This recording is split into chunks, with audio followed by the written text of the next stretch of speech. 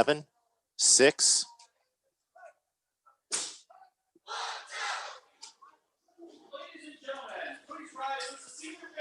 Hey, good evening, everyone. We welcome you to Stewart Field in Solon. It's the WKYC High School Football Game of the Week. I'm Dave DeNatale, and we've got a good one for you tonight, folks. The first time in 72 years, the Solon Comets and the Kirtland Hornets are set to do battle. They're playing the alma mater here. We'll get the national anthem for you in a second. Great to have everyone with us tonight for this very rare matchup. Obviously, the history would demonstrate that. This is a Division V powerhouse when you talk about the Kirtland Hornets against a traditional Division I. I called them the other night a blue blood power in Solon, a team that's been in the playoffs so many times, especially under the head coach of Jim McQuaid. But this is one of those matchups you say, wow, Solon and Kirtland, Division V, Division I. Who would have thought it? Well, because of COVID-19, teams need opponents, especially in these regular season lead up to the playoff weeks. And here we are and ready to go here for this all-important matchup. Let's talk first about the Hornets. The Kirtland Hornets are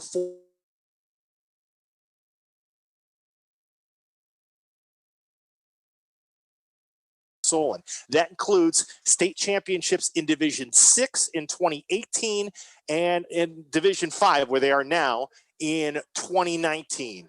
I mean, you have to go back quite a few years for the last time Tiger Laverty's team lost a game. This 34-game win streak is the longest streak in the state actively and the third longest in the nation. We'll talk more about that in a second. Let's pause for the playing of the national anthem. As members of opposing teams. This basically is a theme of interscholastic athletics, the idea of friendly competition. The officials assigned to this game have been selected and assigned according to the procedures adopted by the Ohio High School Athletic Association. They are referee Jim Rice, umpire Tom Bullauer, linesman Jeffrey Sank, line judge Brett Carpenter, and back judge Chuck Skroka. Their experience and integrity qualify them for their important role in this friendly interscholastic football contest. An attitude of good sportsmanship should be reflected by all spectators.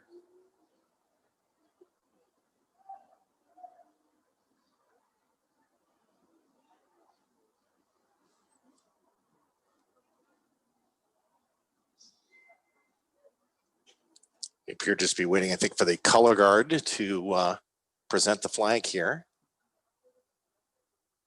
We'll have the anthem in a second. Our season depends on the cooperation and support from everyone to follow the safety guidelines set. And of course, we also are talking about COVID-19. This is week number 5 of the high school football season. I mean, I've said it before, if you had asked us in early August, would we be playing 5 weeks of high school football? Would we make it to late September? I don't know if I would have believed you, but here we are 1 week from the start of the postseason. Actually, 2 weeks to start the postseason, 1 week before the end of the regular season. Everybody's lining up and waiting here for the anthem, but all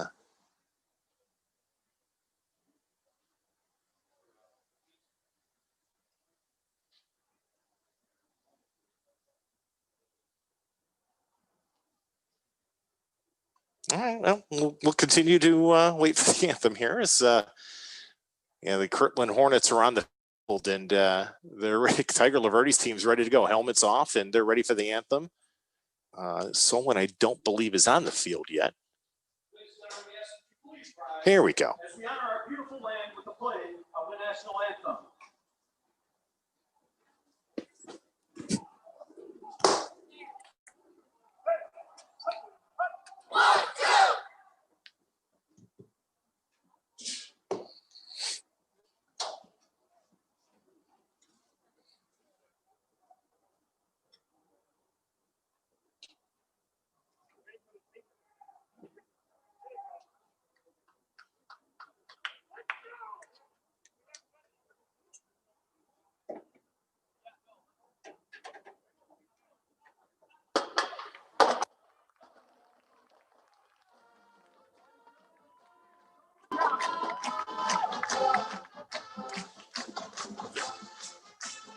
Well, we're not quite there yet because the Comets are now on the field. Jim McQuaid wanted to get his team on the field before we play the anthem here. The flag, by the way, at Stewart Field was at half-staff to honor the late Supreme Court Justice Ruth Bader Ginsburg. All right. Now the Comets are on the field. Here we go. Most eagerly awaited anthem we've had all year.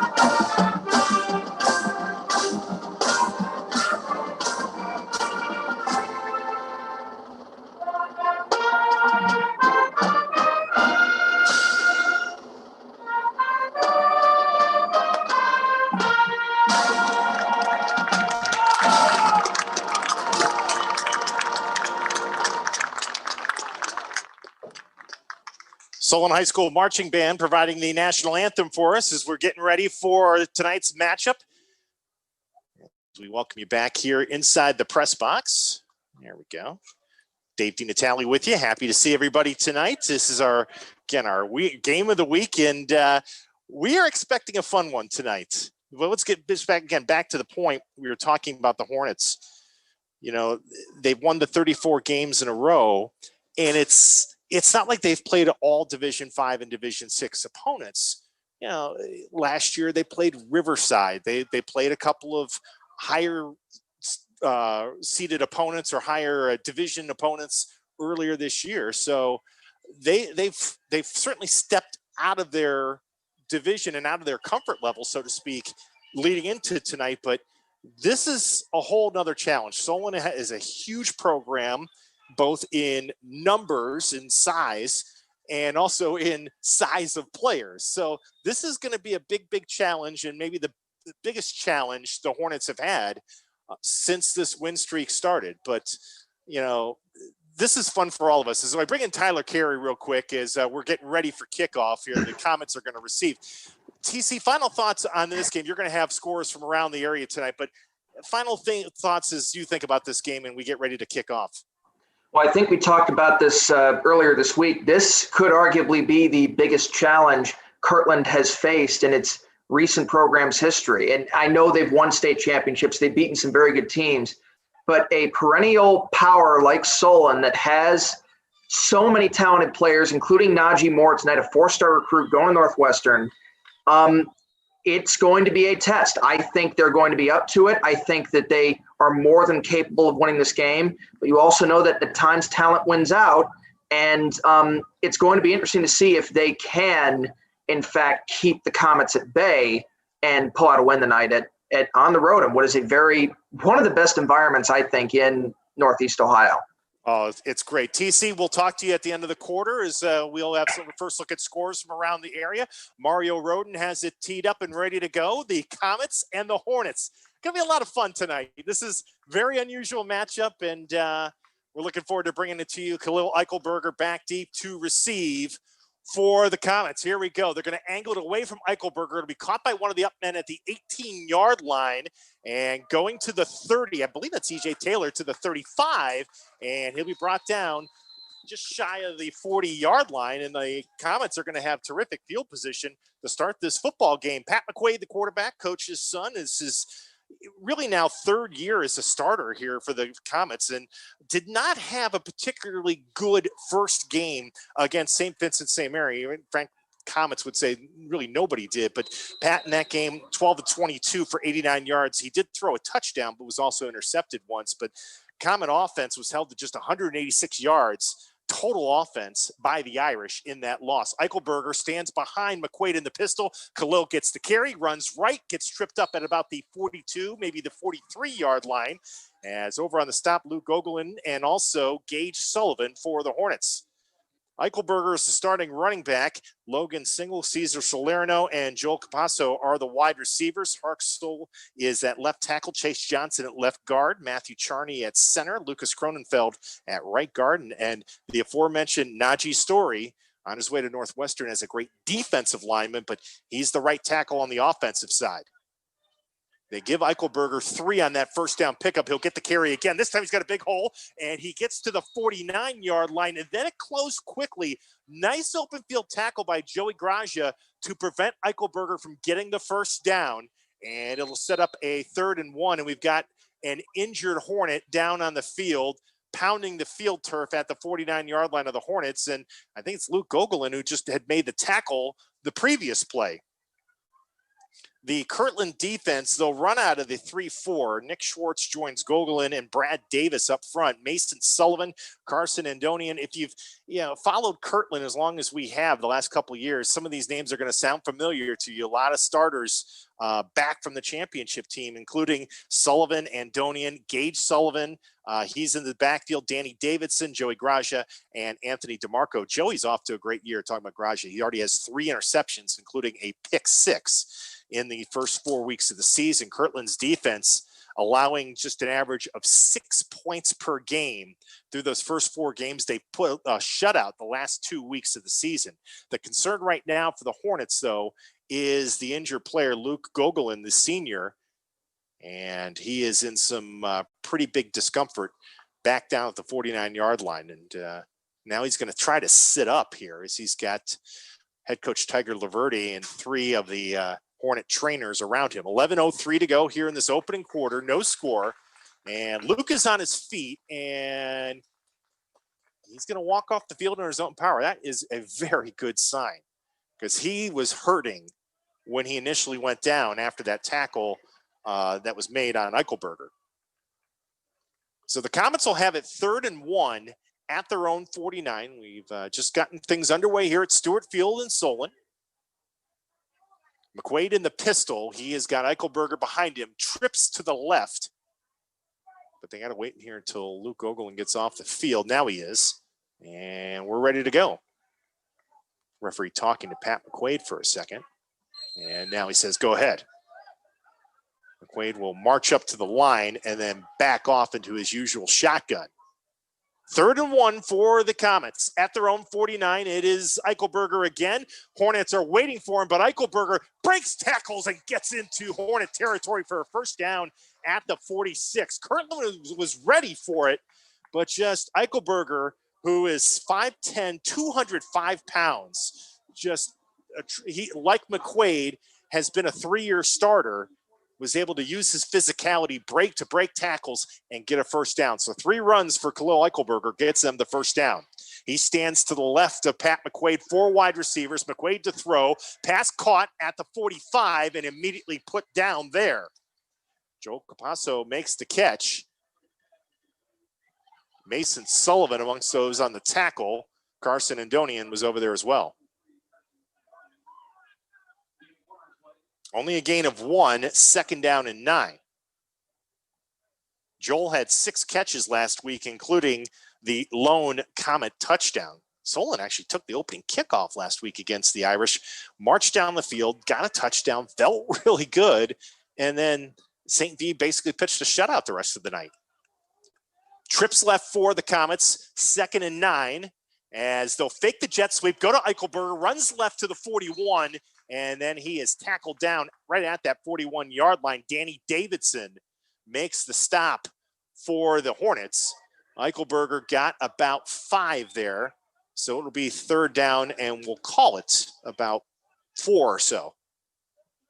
Maybe closer to 5, actually, from where they're going to spot it. little closer to the 41 than the 40. So it's a 3rd and 5 now for Solon.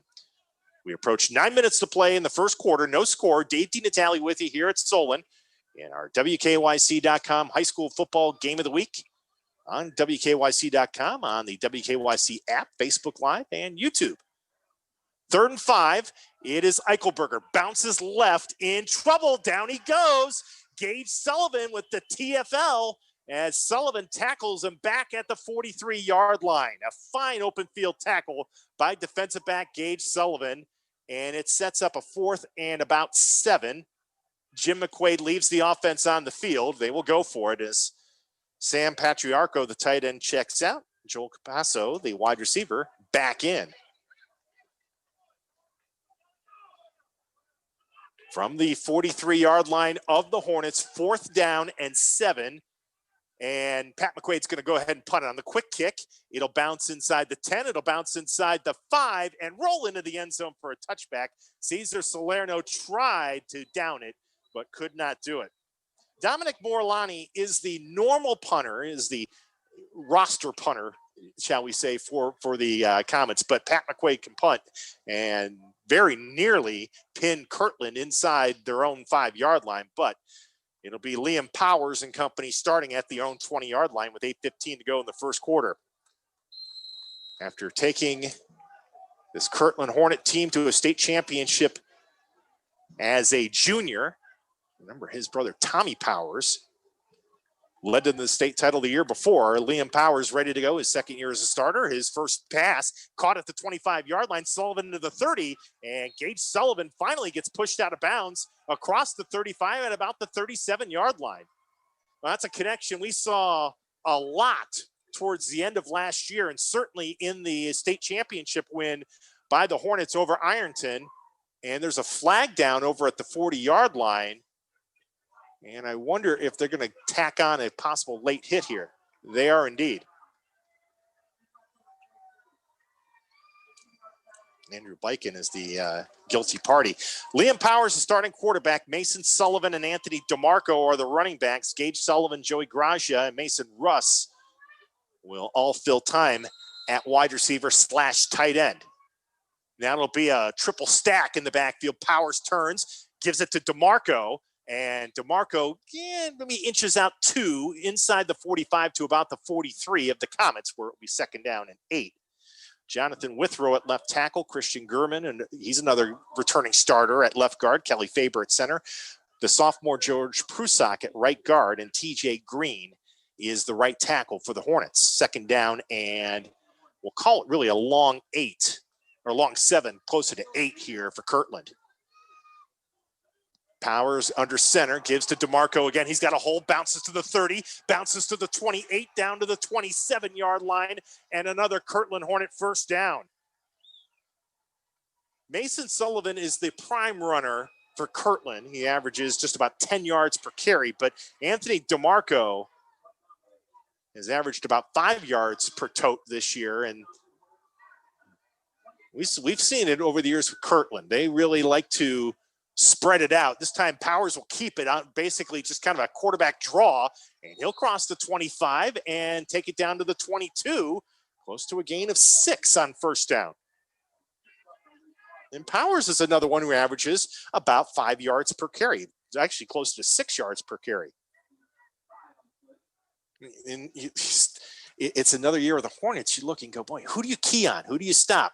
Powers, fake handoff, looks to throw, pops one deep left side. Sullivan's got it at the 5, and he'll walk in for the touchdown.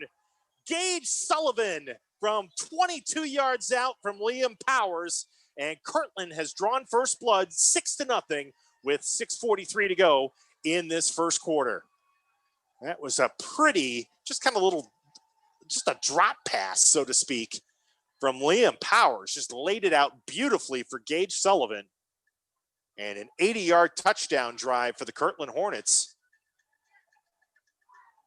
Capped off by the TD pass. That is Liam Powers' 5th touchdown pass of the season, and Gage Sullivan's 2nd touchdown catch. Roden for the extra point. It is up, and it is good. 6:43 to play here in this first quarter. Kirtland out to a 7-0 lead over Solon.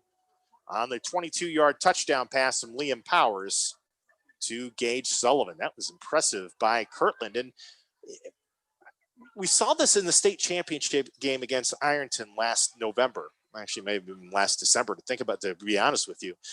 But Ironton started that game just keying on the running game. Got to key on Mason Sullivan. Can't let the running game beat us. And Kirtland really kind of softened up that Ironton defense with Liam Powers throwing to Gage Sullivan. And it took Ironton by surprise. And one of the big key factors in that victory in that state championship game. And I mean, they came out on the first play, pass to Sullivan, and on the last play of the drive, pass to Sullivan, touchdown Hornets. This time it will not be Mario Roden. It will be Nico Podojil Schlesinger to kick it off for the Hornets. And back deep to receive is Khalil Eichelberger. Again, I don't think they're going to kick to him. And just as I say that, it's going to be Capasso has it at the 35, outside to the 40 to about the 42-yard line. So again, Comets going to start this second drive of the night for them in excellent field position at their own 42-yard line. Pretty good run back by Joel Capasso.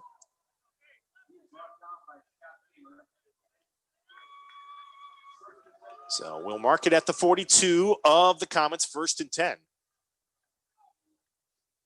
And this is going to be a big sequence here for Solon. They ran the football pretty well on that opening drive, but on 3rd and 7, they were able to stack up Eichelberger and really stop that drive. So let's see what Pat McQuaid and company want to do here out of the pistol. They'll go 2 receivers right. McQuaid will get the snap, give it to Khalil Eichelberger. Eichelberger shifts and moves across the 45 to about the 46-yard line. Give him 4 on that first down run. And it is good to see Luke Gogolin back in there, and he was amongst those who helped to make that tackle. I'll actually give Khalil 5 on that run, 2nd down and 5. Eichelberger ran for 91 yards on 14 carries last week, and I would think Jim McQuaid probably would like to get him more like 20 carries in a ball game, but the problem was by the second half, Solon really had to start throwing the football. They fell behind St. Vincent St. Mary. 2nd and 5, and it's Eichelberger again, makes a nice move, spins to his right to about the 48, maybe the 49-yard line. Anthony DeMarco with help from Brad Davis on the tackle, and it'll be 3rd down and about 4. So Eichelberger made a couple of nice moves, but kind of made them laterally and wasn't able to spring himself for much more than a gain of about 1.5 yards, maybe 2 on that run. They'll mark it right at the Solon 49-yard line, where it'll be 3rd down and 3. As we approach 5 minutes to play here in the first quarter at Stewart Field in Solon. One of the best, Tyler Carey said it a few minutes ago, one of the best venues anywhere in Northeast Ohio. 3rd and 3, fake to Eichelberger, bootleg left, McQuaid in trouble, fires left side, pass caught, 1st down at the 40-yard line to the 35 and down to the 34. Zach Nathanson with his first catch of the season, and it gives the Comets a 1st down. Nathanson, only 5'6", 155 pounds, but he was able to find a soft spot in the Kirtland zone, and a nice job by Pat McQuaid to buy himself some time as the Hornets were converging in on him from the ends. So Nathanson gives them the 1st down, and they'll mark it at the Hornet 34. Out of the pistol, back on the ground. Here comes Eichelberger. Very little running room, about 1.5 yards or so to the 32. Maybe give him 2 to be generous. It'll be 2nd down and 8. Jacob Oldenburg will check in at tight end, and Sam Patriarco will check out. They'll also use Reese Foster as one of the tight ends on this Comet offense. Logan Single will be going out wide left, and Nathanson and Cesar Salerno will be split out to the right. 2nd down and 8 from the 32 of the Hornets. Fake handoff. McQuaid pressured, rolling, looking, firing deep left side for Nathanson. Oh, just couldn't pull it in at the 9-yard line. And another great job by Pat McQuaid to get out of traffic. Nick Schwartz was bearing down on him, and Nathanson was open and just couldn't reach out and get that. One of the things that makes this stadium, by the way, so nice is they've got instant replay on the scoreboard and helps us announcers make sure we're catching ourselves. And Nathanson just missed that. 3rd down and 8 here for the Comets. 3:54 to go, first quarter. Kirtland 7, Solon nothing. Again, it'll be single out wide left. They'll go trips to the right. And McQuaid will roll left, keep it on a little quarterback draw, breaks a tackle inside the 30, squirts ahead near the 27, gets 5. He needed 8, so it'll be 4th and 3.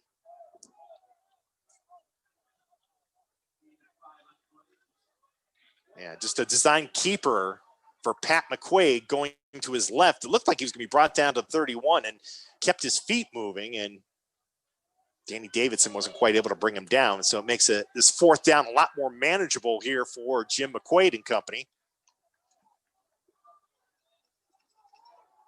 Okay, I thought they had a play clock up, but I don't see it now. But they better hurry here. Quickly, the Comets now ready to go. 4th and about 2. The pitch out, Eichelberger to his left, and it's going to be close. It's going to be very close. DeMarco made a great open field tackle right at the 24. Officials say move the chains and a first down. That's a fine tackle by DeMarco, but it is enough for the first down. He needed 2, and he got about 2 yards and 2 inches. But it's enough for the first down. And Solon's going to bring in their 4 wide receiver package, and both Oldenburg and Patriarca will check out. So the ball marked now at the Hornet 24 as we approach 2.5 minutes to play in the first quarter. It's been a good response drive here by Solon. McQuaid looking right, throwing right, pass knocked away at the 20-yard line and incomplete. Gage Sullivan came very close to a pick 6 if he could have held on to it. Cesar Salerno was the intended receiver. Gage Sullivan, we've called his number offensively and defensively a couple of times already in his first quarter. Boy, great anticipation. Able to step in front. He wouldn't have gotten a pick 6 because he was kind of in the motion of diving, but he came close to intercepting it. 2nd and 10. Yeah, and Gage Sullivan did so much for the Hornets to help them win the state championship last year. It's just a sophomore. He's only a junior. You get another year of him next year. 2nd and 10, they'll fake the jet sweep. McQuaid will throw to Eichelberger at the 20, still on his feet, 15, runs out to about the 13-yard line and finally put down there for a gain of about 11 on 2nd and 10, and that should be enough for another Comet first down. And officials say, yep, move it, first down. Nicely designed rollout that time. Yeah, one thing, I haven't seen Pat McQuaid in 2 years, and he is incredibly comfortable when you get him out of the pocket. I think what we saw with Baker Mayfield last Thursday against the Bengals, whether it's bootlegs or whatever. 1st and 10, little sprint draw to Eichelberger, starts left, cuts back right, breaks a tackle, but he's not going to be able to break 2 tackles, and he's going to be put down for a loss back at about the 14-yard line. Good pursuit by the Hornets. Mason Sullivan kind of led the charge. Schwartz was over there, as was Joey Gracia. They'll just say no gain on the play, which is generous for the Comets. 2nd and 10. Under 2 minutes to play in a quick-moving first quarter. 7-0 Kirtland. And not surprised, as much as both these teams like to run the football, you would expect this kind of pace here so far. McQuaid will have 2 receivers to his left, 1 receiver right. I believe that's Nathanson. 2nd and 10. Play fake, rolling left. McQuaid wants to throw back right. Nobody there. Rolling, looking, throwing left. Incomplete at about the 8-yard line. Intended for a single over on the left sideline, and tried to make a rolling catch, and ball kind of ricocheted off of him, and it's incomplete.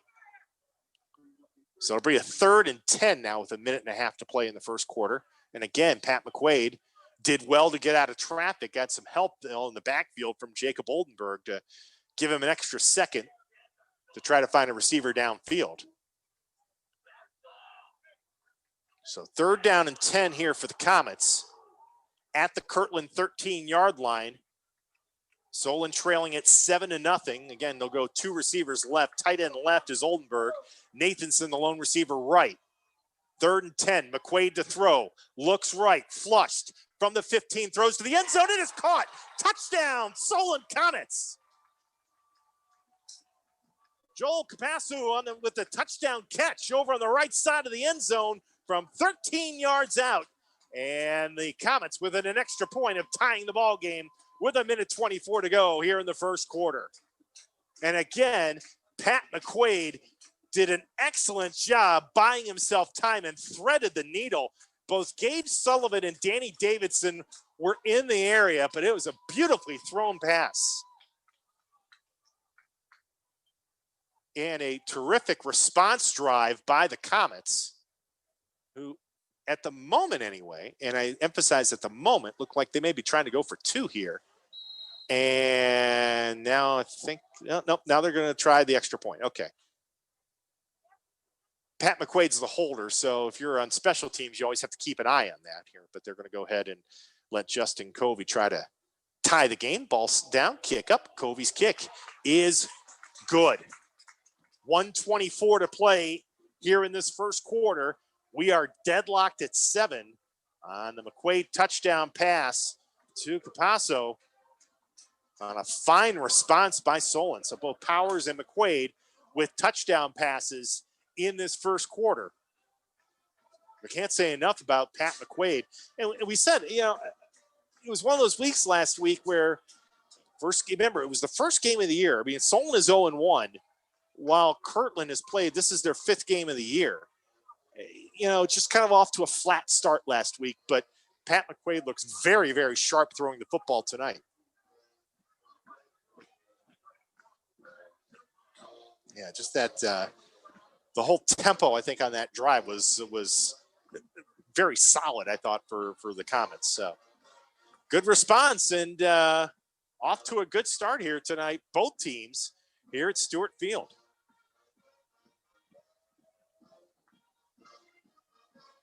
Next to last week of the regular season in this shortened, this would normally be the halfway point of a normal regular season. Nothing is normal in 2020, as we all know. But what a treat for us. I mean, in the midst of this has been such a terrible year, but the fact we're able to play high school football and have a matchup that we would never normally be able to see. And, you know, hope you're enjoying it as much as we are here as Covey will kick it off, and Kirtland has it at the 15-yard line. Joey Graggio will take it across the 20 out to about the 26-yard line, is where the Hornets will begin with 1:18 to go in the first half. Yeah, we said you have to go back to 1948 for the last time these two programs met each other. You know, everything is so much, especially for a Division I team, about computer points. And you're playing other, you know, if you're Solon, you got to play in the Greater Cleveland Conference, and you got to play all, you know, the Menners and the Euclids and the Strongsvilles, Brunswicks, and Medinas of the world. But a lot of times when you get into the non-conference play, you know, you're trying to find like Maslin or somebody like that. On first down, here comes Mason Sullivan to the 30. Sullivan crosses the 30, takes it out to the 33, and gets about 7 on first down in his first carry of the game. But with everybody just needing opponents and trying to fill out schedules because we've had cancellations, we've had a lot of cancellations, you know, we're the beneficiaries of this unusual matchup. Second down, and we'll actually call it 2. So give Mason Sullivan 8 on that carry. Out of the triple stack, Powers turns, and this time it's DeMarco with the carry. First down to the 40. DeMarco to the 44, and he's wrestled down there, but he gets 10 and a first down for the Hornets. And this is something that Tiger Laverty's got to feel good about. You know, you look at the Solon defense, and we'll give you the starters in a second. I realize we didn't get a chance to do that in the last drive. The size advantage with Najee Story, Jamari Holmes, Scott Siegel and company on that defensive line is pretty big in terms of size, weight, things like that. But Kirtland's been able to run the football thus far in this football game. They'll spot it right at the Hornet 45, 1st and 10. This will probably be the final play of the first quarter in a 7-7 tie. Powers will flip to Mason Sullivan, breaks out of an initial tackle, and Sullivan takes it to the 47-yard line. Tell you what, both teams going to have to watch the tempers here a little bit because there's been some extracurriculars. The tackle was made by Reese Foster, and that's going to do it for the first quarter. Sullivan will get 2 on that carry. It'll be 2nd and 8 when we resume action in a fast-moving first quarter, 7-7 tie here in Solon. Both Powers and McQuaid with touchdown passes for the two teams as Tyler Carey rejoins us here. TC, fast-moving quarter, and I'm not surprised. I mean, these two teams are elite teams and playing like it here in this first quarter. Yeah, and we certainly know that Kirtland is known for running the ball. It's good to see a very even matchup early on. A few scores from around the area to share with you, Dino. Some games still in the first quarter. The Holy War down in Akron. Archbishop Hoban currently leads St. Vincent St. Mary 7-0. In Solon's Greater Cleveland Conference, Medina and Euclid are tied at 7. Strongsville leads Brunswick 9-0. Down in Stark County, Jackson leads Perry 7-0 in the first. And over in Summit County, Stone Monroe Falls leads Brecksville Broadview Heights. That game is 6-2, also in the first quarter. They need a grand slam, and they'll come back and tie it up. by the way, Bring up J-Ram. That Medina Euclid game, we had that game in Medina last year. Estimated time that one will be done probably about 11 o'clock with those two offenses. Oh, you're giving me hard flashbacks there, Dino. Oh, that was an entertaining game. This one certainly has that feeling too. Thank you very much, TC. Tyler Carey. We'll hear from him at halftime with scores from around the area as we resume action to start the second quarter. And it's a reverse pass attempt here as Graja looks to throw, trying to throw to not to Marco. He's trying to, it was Anthony downfield, and it's incomplete. So they did the reverse to Graja, and he was looking for DeMarco. Really didn't fool Solon, and DeMarco was double covered, and it sets up a 3rd and 8. So a little razzle-dazzle attempt by the Hornets.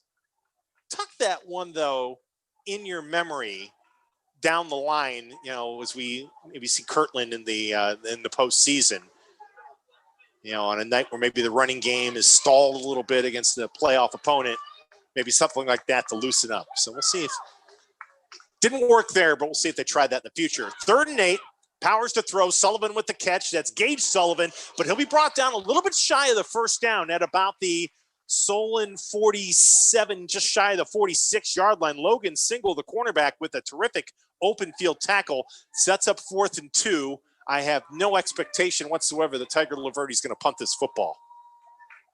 I mean, there's literally in this game, we talk about nothing to lose. There's nothing to lose. There's no computer points or anything like that on the line. The coaches are going to vote after this weekend on seeding. So you got nothing to lose. Triple stack here for the Hornets as they'll go Russ, Sullivan, DeMarco. 4th and 2, pitch out. DeMarco, second effort, will get the first down as he dives across to the 43 and gets 4 on 4th and 2. Pretty well strung out by the Comets, but DeMarco with some good running there to get the first down. Najee Story, Jamari Holmes, Scott Siegel, Jacob Oldenburg up front for the Comets. E.J. Taylor, Sam Patriarco, and Reese Foster are the linebackers. Bryce West, Logan Single at corner, Joe Capasso, who's got the touchdown for the Comets in this game, and Andrew Biken are the safeties. First down here for Kirtland, and they'll go back on the ground. It's DeMarco running right to the 40, and he gets about 3, and then he's finally shut down there, but give him 3 on that pickup. Najee Story, we're keeping an eye on him tonight, 6'4", 250-pound senior. He is already committed to play in the Big Ten for college football with the Northwestern Wildcats, and he's special. And as we mentioned, he's an important part of the offense as well as the right tackle on the offensive side, but they're counting on him tonight, especially to make life miserable for Liam Powers and company on the offensive side, as they'll fake and then give to DeMarco, runs left, breaks the tackle 35, DeMarco to the 30, outside of the 25, and finally knocked out of bounds at the 22 for another first down. Andrew Biken and Logan Single combine on the tackle, but that's a first down pickup for Anthony DeMarco. And a nice piece of running. DeMarco just had to beat one man to get to the outside, made a nice little stutter step, and found his way for the first down. And they'll mark it at the Comet 22. 7-all tie here with 9:42 to go in the first half. Kirtland on the move from the triple stack. Powers gives. This time it's Mason Sullivan running left. He'll take it to the 20. And that's really about it. Got about 2 on that pickup, second down and 8. We mentioned at the top the Hornets, as we've got an injured Solon Comet down at the 20-yard line. I think it's Jacob Oldenburg. We mentioned going in, it is from that defensive end spot. The Hornets have coming into tonight have won 34 consecutive games. That is the longest active streak in Ohio. It is the 3rd longest streak in the nation right now. You're saying, okay, well, DeNatale, who are the other 2? I'll tell you, thanks to my friends at the Kirtland Stat Crew, who are some of the best in the business. Caledonia out of Minnesota, they come into this weekend with a 67-game winning streak, as Oldenburg is okay. He's walking off the field on his own power. Jim McQuaid is sprinting off, but he went over to make sure his player was okay. And then the second team ahead of Kirtland on the winning streak, Southern Columbia from Pennsylvania, they're sporting a 49-game winning streak.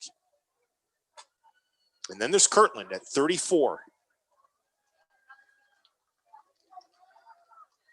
Now, we've seen Kirtland since we've started the WKYC Game of the Week. I think this is our 4th time we've seen the Hornets, twice in 2018 and then state championship win last year. And you just marvel at how Tiger Laverty and his coaching staff and his support staff, training staff, have this program at this elite level year in and year out. It's not an accident. Second down and 8 at the 20. Fake handoff. Powers looks to throw. Dumps it off right side. Pass caught at the 20. Gracia has it at the 15. Spins down to about the 12. Maybe the 11-yard line. So that will be enough for another Hornet first down. And they'll set it for 1st and 10 at the Solon 11-yard line.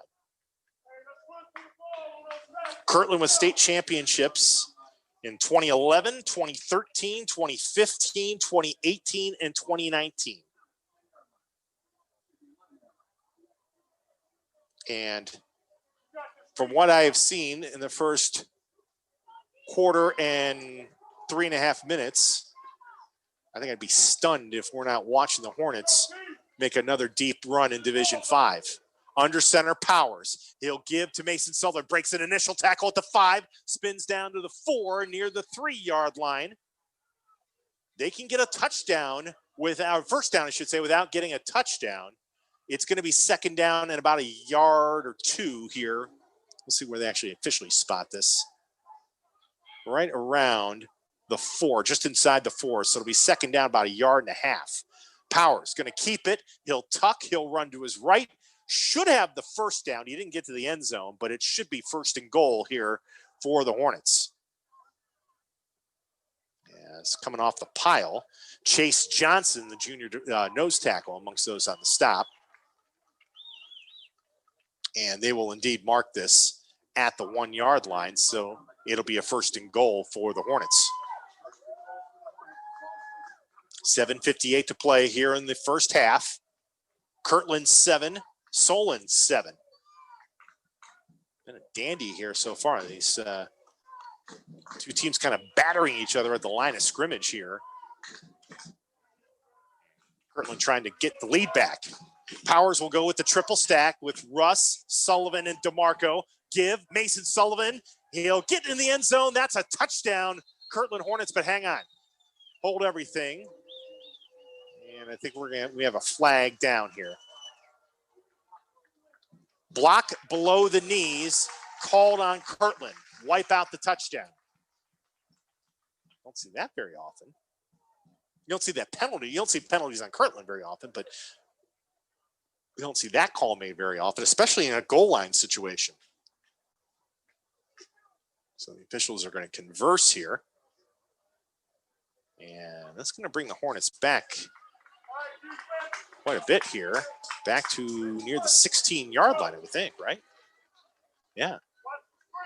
So it'll be 1st and goal from the 16-yard line after that penalty. As Liam Powers gets the call in from Tiger Laverty. Gage Sullivan will flank out wide left. And Hornets will go now with Mason Sullivan, the lone man in the backfield.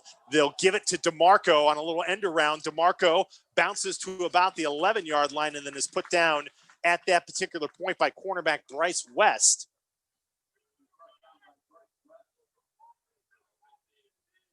They'll actually spot him only at about the 12-yard line or so. So only got about 4 on that run. Looked like he was going to get a lot more. It'll be 2nd and goal from there. 5 minutes into this second quarter, we're all tied at 7. Kirtland had a 1st and goal at the 1. It's now 2nd and goal from the 12. Powers under center, now with 3 wide receivers. Lofts one right for Gage Sullivan, end zone. Jump ball, he makes the catch. And where's the indication? There it is, touchdown. Boy, the official over on the right side didn't make a call. There it is, touchdown. I apologize. I'm waiting for the official as I'm watching Sullivan on that jump ball make the catch. It's a touchdown for Kirtland. And the second time here in the first half, Liam Powers hooks up with Gage Sullivan for 6. That one from 12 yards out. 6th touchdown pass of the year for Liam Powers. Liam had 9 all of last year, Roden for the extra point, and it is good. 14-7 Kirtland. Liam Powers all last year in 2019, and of course, you know, Kirtland steamrolls a lot of their opponents via the running game. Liam Powers doesn't have to throw a whole lot, but last year he threw 9 touchdowns in the entire season, including postseason. So you're talking 15 games. In 4.5 games, almost, he's already thrown 6 touchdowns. You know, tell you the elevation, and that's going to make Kirtland so much more difficult to beat. The more they have even a bit of a threat of a pass, and they've got more of a threat with Liam Powers and Gage Sullivan. So good response by Kirtland. Back and forth we go. 14-7 Hornets back on top. Liam Powers, the other thing, his throws tonight have just they've been beauties. They have, you can tell he engaged Sullivan. And again, this goes back to last year, on the same page with a lot of chemistry, and it shows. As Khalil Eichelberger will go back deep to receive, and he's joined back there by Bryce West. And Kirtland tried an onside there, and it was recovered by Solon nicely at the 46-yard line, making it at the 47. So trying to catch the Comets napping, and a fine job on the front side of the special teams. Andrew Bykin recovers the kick, and Solon's going to have excellent field position. One of those things, after a touchdown, everybody's, kind of down a little bit, thinking about, okay, we got to block. We got to do all this for, a recover for a run back. Kirtland tries to catch Solon off guard. Doesn't work. McQuaid to throw on first down. Dumps out to Eichelberger back at the 40. Head back to the line of scrimmage, 45 to the 47 to the 48-yard line. Khalil Eichelberger did a lot for a 1-yard gain, maybe 2. It'll be second. Actually, they're going to give him the 49. So give him 2 very hard-fought yards there on that reception, 2nd down and 8. But if you're Solon here,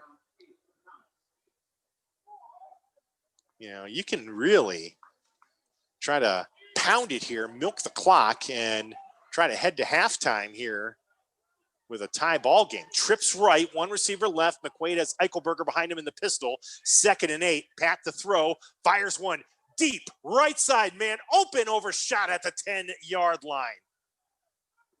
Now, Bryce West was the intended receiver, and I tell you, he was well covered by Gage Sullivan. And Pat McQuaid really had some RPMs behind that throw deep to the right. But good coverage again downfield Actually, it wasn't Sullivan. It was Danny Davidson on the coverage. Well done. It'll be 3rd down and 8 now for the Comets. Ball at their own 49, trailing 14-7. Trips right out of the pistol. McQuaid to throw. Looks for Eichelberger. Rolls right. In some trouble. Throws right. Eichelberger's got it. Big room to the 30. Eichelberger 25. Stops. Still on his feet. And finally actually they'll say he stepped out at about the 24-yard line. But that's a big gainer of 27 yards on 3rd and 8. And a 1st down for the Comets. And again, Pat McQuaid buying himself time in the pocket and then out of the pocket. He was looking, and I said he was looking initially for Eichelberger kind of on a screen, and then Khalil kind of almost went a little bit of a wheel route there, and McQuaid hit him nicely. 1st down from the 24 of the Hornets. McQuaid will give to Eichelberger, runs left to about the 21, maybe the 20. Mason Sullivan over there to make the tackle for the Hornets. Got about 3 on that pickup, 2nd and 7. I also say Mason Russ was over there on the stop as well. We approach 5 minutes to play in a rapidly moving first half here at Stewart Field. 14-7, Kirtland on top of Solon. As the Hornets look for their 35th consecutive win. Out of the pistol, McQuaid's got it. Back to throw. In trouble. Flushed. In trouble again. In trouble for 3rd time. He's not going to get away. Down he goes back at the 29. Tried to flip it at the last second to Eichelberger. I don't know if they're going to call that an incomplete pass or a sack. We'll have to double check. But great convergence by the Hornets, and Luke Gogolin finally was able to wrestle down McQuaid. And I think they're going to say it was an incomplete pass. Comets very fortunate. That would have been a huge loss. Yeah, McQuaid danced as much as he possibly could to buy himself time, but Hornets were finally able to get in there and cause pressure. And again, you know, Kirtland giving up a lot of size on the defensive line, but technique, speed, as we've got a whistle here, and I think Jim McQuaid wants to take a timeout here and talk about this 3rd down and 8 play with 4:44 to go here in the first half. 14-7, Kirtland on top of Solon.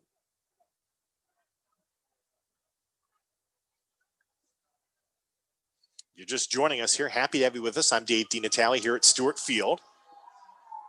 A beautiful night for football. When I arrived here, the temperature was right around 78 or 79, and it was probably still in the low 70s at kickoff. 0 clouds. I mean, you couldn't have scripted a better weather night for us here in Solon. And we've had a couple of nice ones since that opening night monsoon that we had across Northeast Ohio. But the weather here tonight has just been terrific. We remind you, check out WKYC.com and our WKYC app as you're enjoying tonight's game, listening. We're happy to have you listening to us, but we've got scores on our score stream from games happening all across Northeast Ohio. At halftime, we will be entertained by the Solon Marching Band, and Tyler Carey will join us for a look at scores from around the area and some very key games tonight. That aforementioned St. Vincent St. Mary Irish squad taking on Archbishop Hope tonight, the Battle of Akron. Out of the timeout, Solon's got a 3rd and 8 right at the Kirtland 20-yard line. McQuaid will have 4 wide receivers, 2 on each side. Khalil Eichelberger stands to his right. They'll fake the jet sweep. Rolling left, McQuaid throws incomplete for Eichelberger at the 15-yard line. Mason Sullivan, Brad Davis, and Joseph Coleman all bearing down on Pat McQuaid, and it'll be a 4th and 8. I think you have the right idea there. If you're Pat McQuaid, get the ball in the hands of Khalil Eichelberger, but the pressure coming in from the Hornets just really didn't allow McQuaid to get an accurate pass there.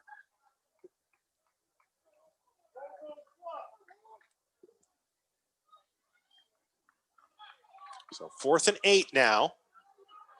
And the Comets will set up 3 wide receivers to the right, amongst them Andrew Biken and Bryce West. Nathanson, the lone receiver, left. 4th and 8. McQuaid looking for Eichelberger, in trouble. Tied a little shovel pass, nobody home. It's incomplete as Joseph Coleman and Mason Russ applied the coverage, and Kirtland will take over with 4:32 to go in the first half. Well, there's a flag down, though. Hang on just for a second.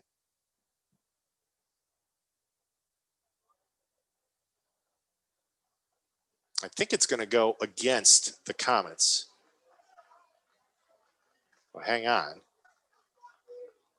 I see Hornets clapping. Thrown in the area where one might expect a holding here. I still haven't seen an official indication. Now, let's see. Penalty declined. Oh, no, they got McQuaid for intentional grounding. Okay.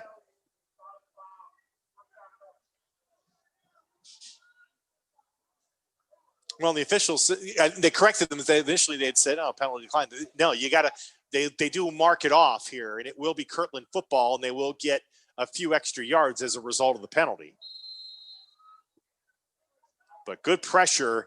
Joseph Coleman and Mason Russ from their linebacker spots never allowed Pat McQuaid to have time here. And really the pressure from the Hornets intensified those last couple plays. First down here as they'll go back on offense. Liam Powers keeps it, fools everybody to the 50, Powers to the 40, left sideline 30, down to the 20, and he'll be run out of bounds at the 19-yard line. Everybody thought Mason Sullivan was running with the football, and Liam Powers, with a big head of steam, takes it inside the Comet 20, first down. Boy, the ball handling from Powers and the selling of the fake by Mason Sullivan is what made that play work. And finally, I think that was actually Pat McQuaid, who's one of the backup safeties. It was Pat, who is coming in to spell the secondary, who actually made the tackle or ran Powers out of bounds, quarterback on quarterback. Saw that a couple times last week, too. Ball at the Solon 19. Mason Sullivan will get the carry and short yardage to about the 17-yard line, where it will be second down and along 7, closer to 8. Kirtland. Now, for the first time this year, I have the dreaded player with a number on my roster who's not there. Hate when that happens. But I've got a blocking back in front of Mason Sullivan and no number on my roster. I hate that. Here's a pitch out to Mason Sullivan, left side, inside the 15, and he'll be brought down at about the 12-yard line. Reese Foster makes the tackle from his linebacker spot. About a gain of 4 for Sullivan. It'll set up a 3rd and 3 with 3 minutes, 30 seconds to play in this first half. Kirtland on top, 14-7, looking to tack on some more. Ball will be spotted right about the 12-yard line. We need to get to the 9 here for a first down. Sullivan will be the lone man in the backfield. 2 receivers to the right. And Liam Powers going to keep it, and he'll take it into the end zone. Touchdown. Quarterback draw by Liam Powers, and he is responsible for all 3 touchdowns of the first half for Kirtland. And the Hornets now lead it 20-7. Powers with 2 touchdown passes, and that was another well-conceived quarterback keeper. That is his 4th touchdown run of the season. I'm going to tell you, Liam Powers had a fine drive there running the football. As Mario Roden for the extra point. Joey Gracia will do the holding. Ball is down, the kick is up, and the kick is good. 2:59 to play, first half. Kirtland leading at 21-7 over Solon here at Stewart Field. Yeah, Kirtland they've been they definitely kind of opened up the playbook a little more than maybe they normally would against a Division V opponent tonight. And we've really kind of seen a nice balance and diversity here from the Hornets offense. They've thrown the football well. They've run it with DeMarco and Mason Sullivan well. And Liam Powers on that drive showed what he could do as a runner. Kind of had gotten them set up with that run. As the drive started around the 35-yard line of Kirtland, he took it to the 20. So if my math's right, about a 46-yard run, and then he gets the 11-yard touchdown run. So what, 2 carries, 57 yards on that touchdown drive? Well, that'll help the average quite a bit. He averaged about 5.5 yards per carry coming into the game. So didn't hurt the average a bit. Nico Podojil Schlesinger will kick off. And Bryce West, Khalil Eichelberger will wait for it. No onside this time. The bouncing kick went off of a Solon Comet, and Joe Capasso is just going to have to eat it at his own 29-yard line. Capasso has the lone touchdown. Actually, he has scored the only touchdowns this season so far for the Comets. One last week, one this week. And Capasso will check out here, and the Comet offense will go to work with 2:58 to play in the first half, down 21-7. Solon's moved the football well here tonight, but turned it over on downs a couple of times in Kirtland territory. Sandwiched with a touchdown is on the ground. Eichelberger with a carry. He's got a hold of the 40-yard line and should have enough for a Solon first down. As Joey Gracia and Joseph Coleman combine on the tackle, but that's a first down at the 40-yard line. Getting close to 12 on first down. McQuaid will go to the shotgun, and Eichelberger gets the carry again, runs to his right and got upended, and it was Joey Gracia again. Boy, Joey has been all over the place defensively tonight, and he makes a fine open field tackle at the Solon 44-yard line. Still give Eichelberger 4 on the carry, but, you know, it's one of those things. If Gracia can't make that tackle, Eichelberger's got a first down and probably a lot more. Fundamentally, it's another part of this Kirtland, this dynasty they have. They just do everything right. Eichelberger gets another carry, and he'll get another first down. He crosses the 50 and takes it into Hornet territory down to the 48. Gracia was the first to get there, and Eichelberger slow to get up, and he may actually, he wants to stay in the game. He's been the workhorse so far tonight for Solon. And they've got it now at the Kirtland 47, 148 and counting to play in the first half. Solon has 2 timeouts remaining, by the way. As they'll send Andrew Biken out wide right, trips to the left. Eichelberger behind McQuaid in the pistol. Here's Pat McQuaid to throw. This time he's got plenty of time. Now he's flushed, looks back, and he's going to tuck and he's going to run. And he'll get about a yard to the 46, and that's about it. Good coverage downfield by the Hornets. McQuaid had time to throw, but finally the pocket collapsed on him. 2nd and 9. McQuaid quickly gets his team to the line with the minute 14 and counting to play here in this first half. Biken wide right. Again, trips left. Eichelberger in the backfield. 2nd and 8. McQuaid. Time. Looks over the middle. Pass caught at the 35. First down to the 31 is Zach Nathanson. Pickup of 15. That'll stop the clock with 57 seconds to go before halftime. They'll move the chains and a first down for the Comets. They'll spot it right at the Hornet 30-yard line. Again, same look. 3 receivers left. McQuaid gives. Eichelberger runs left to the 25. Tries to cut outside. Can't get there. Mason Sullivan, Brad Davis helped to converge on the tackle with Danny Davidson. Timeout Solon with 42 seconds to go. Eichelberger gets 5 on that pickup, and it'll be 2nd and 5 from the Kirtland 25. 1 timeout remaining for Solon.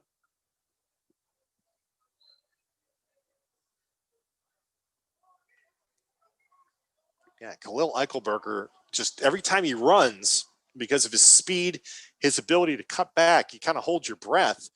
But to their credit, to this point, Kirtland's been able to kind of get him before he makes that second cut and turns a 4 or 5 yard run into a 10-yard run. We've seen more of the 4-yard variety. And listen, you can move the football down the field, and you know the Comets have been able to do that tonight. It's been in just small chunks instead of big gains, but it's still been pretty successful. They've just got to be able to finish a drive. 42 seconds to go before halftime. Kirtland 21, Solon 7. Kirtland getting their touchdowns, a pair of Liam Powers to Gage Sullivan touchdown passes, and Powers has a touchdown run. Pat McQuaid has thrown a touchdown pass to Joel Capasso for the Comets. Ball at the left hash at the Hornet 25-yard line. Again, same look, 3 receivers. Now this time they'll go 3 receivers to the right. Nathanson, lone receiver left. Eichelberger to the left of McQuaid in the shotgun. 2nd and 5. McQuaid pops it over the middle. Pass deflected and intercepted. Intercepted by DeMarco at the 15. Anthony will cross the 20 and take it to the 21-yard line. That pass looked like it was intended over the middle for Nathanson. Somebody got a paw on it. And then it looked like there was a chance for another Comet to maybe catch the ball, but it was Anthony DeMarco with his first interception of the season to stop the drive. And Kirtland, again, able to kind of stiffen up the defense near the red zone to stop a Solon drive. And Kirtland now with 34 seconds to play before halftime. They have all their timeouts remaining. You wouldn't expect anything real fancy here, especially with a 21-7 lead. And Liam Powers is going to go ahead, kneel it down here, and the Hornets are going to be more than content to head to the locker room with a 14-point lead. Impressive, impressive, impressive. The Kirtland Hornets riding a 34-game winning streak. And they have made the short drive from Kirtland down to Solon tonight. A Division V team against a Division I team. And Kirtland has the edge here, though, so far, 21-7 as we head to halftime.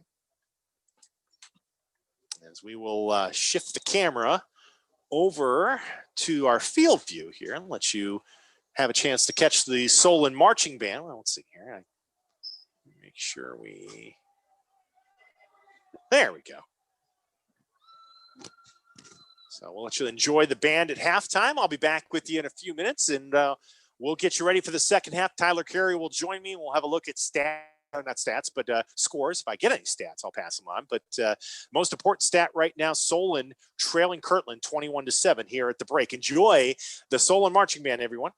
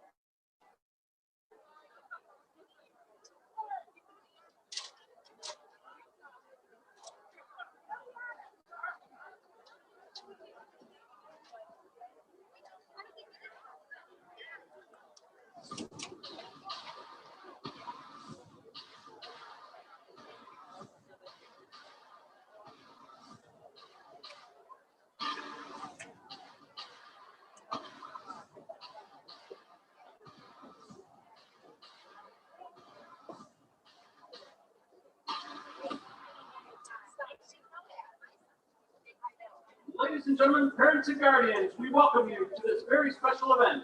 Under normal circumstances, whatever that means, and seniors would design an entire halftime show with marching, dancing, and playing. Well, you're going to get 2/3 of that tonight.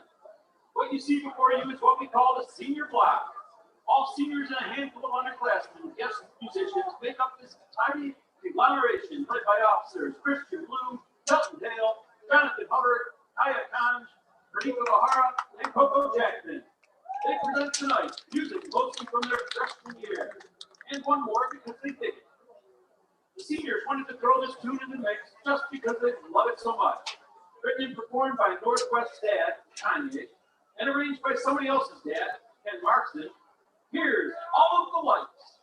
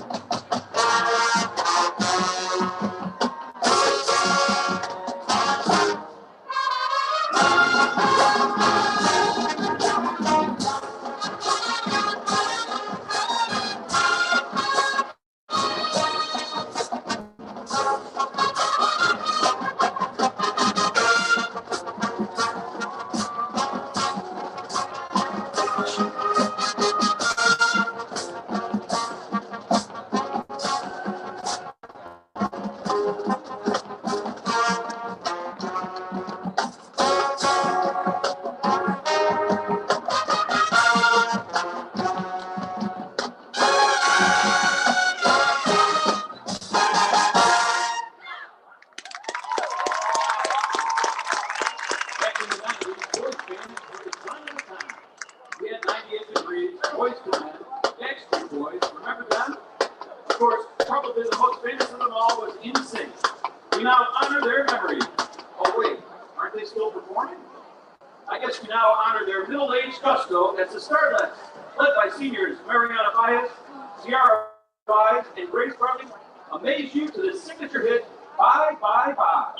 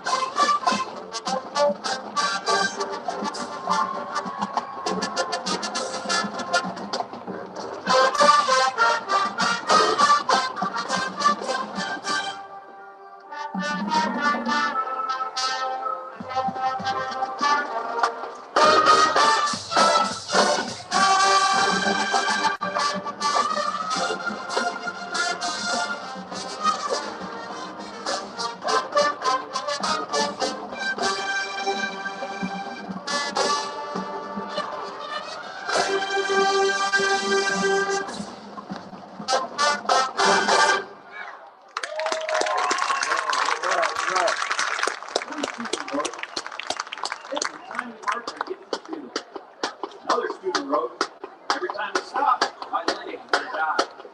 A third student wrote, can't you feel my heart beating fast? I want this drill to pass. Mr. Malden responded, I need you all in line. So here's Cascada's Every Time We Touch.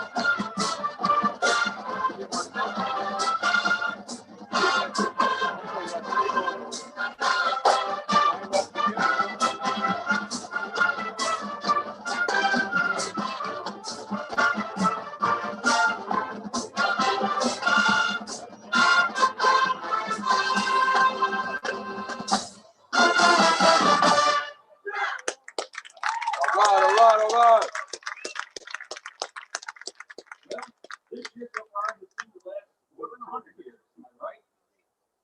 So to recognize that fact, seniors will now play and dance to Centuries by Fallout Boy.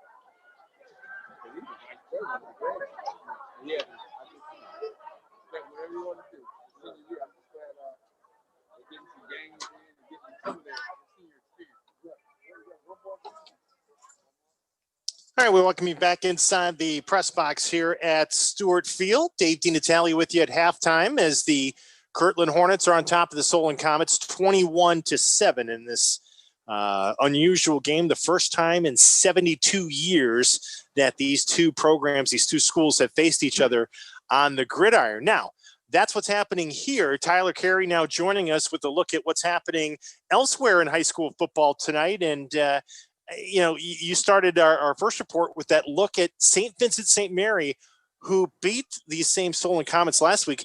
They've got a tough customer tonight in the Battle of Akron. They hate the term Holy War, but it is the Knights and the Irish going at it. What's happening down in Akron? Well, down in Akron, Dino, Hoban has pulled away a little bit, but not by much. The Irish still hanging in there. It's now 17-3 Knights in the second quarter. The other big game we're keeping an eye on, it is senior night down at Paul Brown Tiger Stadium. The Massillon Tigers cling to a 6-0 lead over the St. Ignatius Wildcats. Some Greater Cleveland Conference action. Euclid has opened up a 10-7 lead on Medina. That game is in the second quarter. Brunswick now leads Strongsville 22-0, Dino. Wow. That is in the second quarter. Jackson and Perry at halftime are tied up at 7 apiece. Lake Catholic trailing Walsh Jesuit. It is 21-14 Warriors. That game is at halftime. It's been a nice comeback season for Walsh. Hudson, really has been. Hudson, who we saw last week, they have opened up a 35-7 lead on the Highland Hornets. That game is in the second quarter. Brecksville has come back to take a 15-6 lead over Stowe. That is also in the second. First quarter, Wycliffe leads Independence 20-0. That was a game we were considering for our game of the week. And Dino, how about this? The number one ranked in Division III in the state of Ohio, Chardon Hilltoppers, they're playing the Mayfield Wildcats tonight. Chardon leads it 28-0. That game is in the second quarter. I mean, they're just battering opponents right now, TC. I mean, Show no Kinston, mercy. Riverside, and now Mayfield. I mean, two of those three teams were playoff teams last year. And many of them were state title contenders to a point. Yes. I think you said it on our pregame show earlier this week. Chardon had a chance to get to that Division III championship game, or at least to where Aurora was last year, where they lost that heartbreaker in the semifinals to Mansfield. And I think they're motivated. I think they're playing like a team on a mission. And it's just whoever comes in, it's like, we're not going to pull any punches. You're going to get our best. And when you beat up on a team like the Mayfield Wildcats 28-0, and we're still in the second quarter, I think they have justified so far that number one ranking. I would agree. Mayfield is one of the best teams I saw all last year. I mean, and like so many other opponents, like the aforementioned Solon, they've had games get canceled. They kind of late to get the season started, but wow. I mean, that's quite a statement. Absolutely. We'll have more action, of course, as we go throughout the night. I'm going to be really interested to see what happens in that Ignatius-Massillon game. The Wildcats still have not gotten a win. This is just their third game of the year, but I think a win over Massillon would go a long way. And I got to say, so far it's been a pretty entertaining game up there at Stewart Field. I'm sure you're enjoying yourself right now. Absolutely, as the two teams are starting to get themselves ready to go. TC, we'll talk to you at the end of the third as Tyler Carey's monitoring what's happening around Northeast Ohio on our scoreboard tonight. And, this is, like I said, I mean, you would never get a game like this normally, but these are, of course, abnormal times. This has been fun. The difference in this game has been that Kirtland has been able to finish their drives, and for the most part, Solon has not. Kirtland, they have had 3 possessions, 3 touchdowns. Solon, and I think they've had 3 or 4 possessions, 1 touchdown. They got into Kirtland territory every time, but just could not finish. And the problem now for Solon is they've got to start the second half the ball to the Hornets. So their defense has got to figure out a way to stop Liam Powers and company down 14 as we begin the second half, as it will be Solon kicking it off. Reese Foster to kick it off, and Gracia has it at the 12 across the 20 to the 25, and Joey will get put down at the 30-yard line, and it'll be 1st and 10 Hornets. At that particular point, Liam Powers in the first half for the Hornets threw 2 touchdowns to Gage Sullivan. He also ran for an 11-yard touchdown that he really helped set up with a 46-yard run. Really showing his diversity, his balance as a quarterback, his ability to not just be a runner or a distributor to the running backs of Sullivan and DeMarco, but he really has become the leader in kind of this offense. Whereas kind of last year, I'm not saying he wasn't last year as a sophomore, but he didn't have to do as much. This year, Tiger Laverty's giving him more to do. Here's a pitch out to Mason Sullivan on first down. Sullivan to the 35, and he'll get wrestled down at the 38, maybe the 39, and good gain on first down for Mason Sullivan. Really splitting the carrying duties here to this point with Anthony DeMarco. Both have been fairly successful running the football, and that was a big key coming into tonight. Could the Hornets, against this physical and bigger Solon defensive line, move the football via the ground? It's not been a problem to this point. Sullivan got 9 on first down. They'll mark it at the Kirtland 39, 2nd and 1 here. So Tiger Laverty can do a whole host of things here. Quick drop. Powers will loft one to Gage Sullivan. Makes a great effort, but he will go. Well, let's see. Let's make sure they call that incomplete. I think it is. Yeah, incomplete. It'll be 2nd down and 1. Or make it 3rd down and 1. I'm sorry. Single coverage. It was mano-a-mano there. Sullivan one-on-one against Bryce West. And West did a good job just kind of driving Sullivan to the sideline and not giving him any room to go after that football. Gage came out of that, and I think he was hoping for a flag. Didn't get it. And Jim McQuaid trying to get the referee's attention about something. think they wanted to get Kelly Faber, the center, was trying to get a new. And now I think we're ready to go. Okay. Out of the triple stack, 3rd and 1. It'll be Mason Sullivan getting the carry. He'll get the first down across the 40, and Mason will get put down at the 43. Reese Foster makes the tackle for the Comets, but that's a gain of about, we'll call that gain of about 5 and a first down. Nothing fancy, just off left tackle behind Jonathan Withrow and Christian Gurman. And a lot of times they'll move Mason Russ over there on that side as kind of that H-back helping the lead block. Russ amongst that triple stack, and it'll be an option play. Powers going to keep it. Powers running to the 40, to the 30. Powers then knocks downs at the 26-yard line. Got up, took a big hit from Bryce West, saying, I'm fine, and it'll be another first down. It was an option play, and everybody was keying on Sullivan, and Liam Powers turned on the afterburners, and another big run for the junior quarterback. Make that the senior quarterback, I apologize. I was thinking about Gage Sullivan being a sophomore last year, junior. But that's a fine run by Liam Powers, and really he has used his legs, his arm tonight to equal success. Ball now at the Comet 25 and a first down. Gage Sullivan and Anthony DeMarco will be flanked out left. Mason Russ, wing left.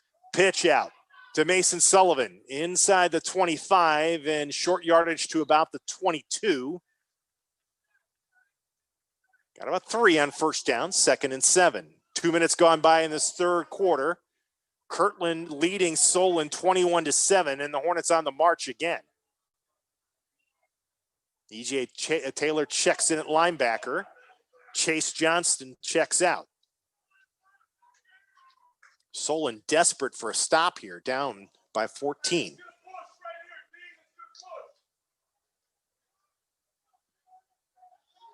Russ, Sullivan, DeMarco in that triple stack. 2nd and 7, and Powers keeps it. Powers runs left side, and he'll be taken out of bounds, but another first down as he runs out of bounds near the 10-yard line. Solon's just not seeing that fake and that move by Liam Powers when he's keeping it. And timeout taken. Jim McQuaid wants to talk to his defense. It's a critical juncture in this football game.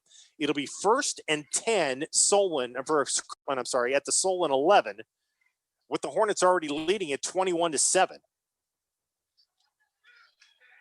I mean, got a long way to go in this game, and we've seen Solon able to move the football, but it's not going to mean anything here if they can't get a stop. And I think that's what Solon's defensive coaches are talking. They're just not seeing it when Liam Powers is keeping it. They're not keeping their containment, and Powers has been able to kind of run to the outside at will here to this point. So the Comet defense looking to make a stand here. Already down 21-7, and I mean, this drive, Hornets have moved the ball 2 minutes and 37 seconds into scoring territory quickly. And again, mostly it's been the Liam Powers show with a little help from Mason Sullivan. But I think Jim McQuaid felt like, hey, listen, I gotta talk to the defense here. We gotta figure out a way to get a stop. So we'll see if that helps Solon here.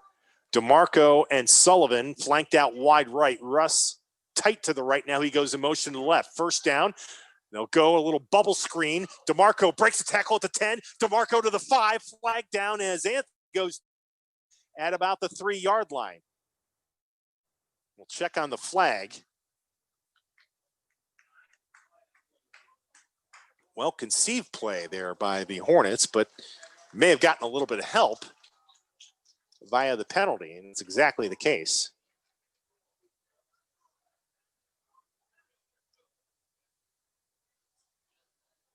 So they'll mark it back at the 14. What was the flag, guys? Might have been a hold or whatever, 10 yards from that spot. So that's why it's back at the 14. Okay, that makes sense. So it's going to be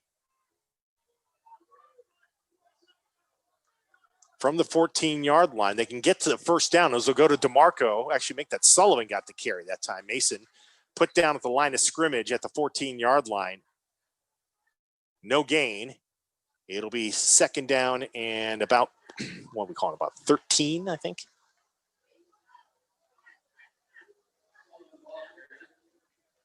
$8:30 to play, third quarter. Solon looking to make a defensive stand here. As Kirtland has it at the Comet 14-yard line.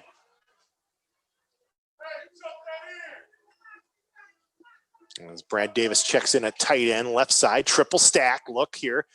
Powers gives DeMarco left, and he'll be brought down from behind by Reese Foster at about the 13-yard line, only about a gain of a yard there, and it'll be third down and about 12. Nice play. Foster coming in from the back to make the play. That's a big play here for the Solon defense. At the very least, try to hold Kirtland to a Mario Roden field goal attempt. Graja out wide left. Sullivan wide right. That's Gage Sullivan wide right. Mason Sullivan in the backfield. Powers under center. 3rd and 12. Fades to throw and looks, fires back of the end zone. Incomplete.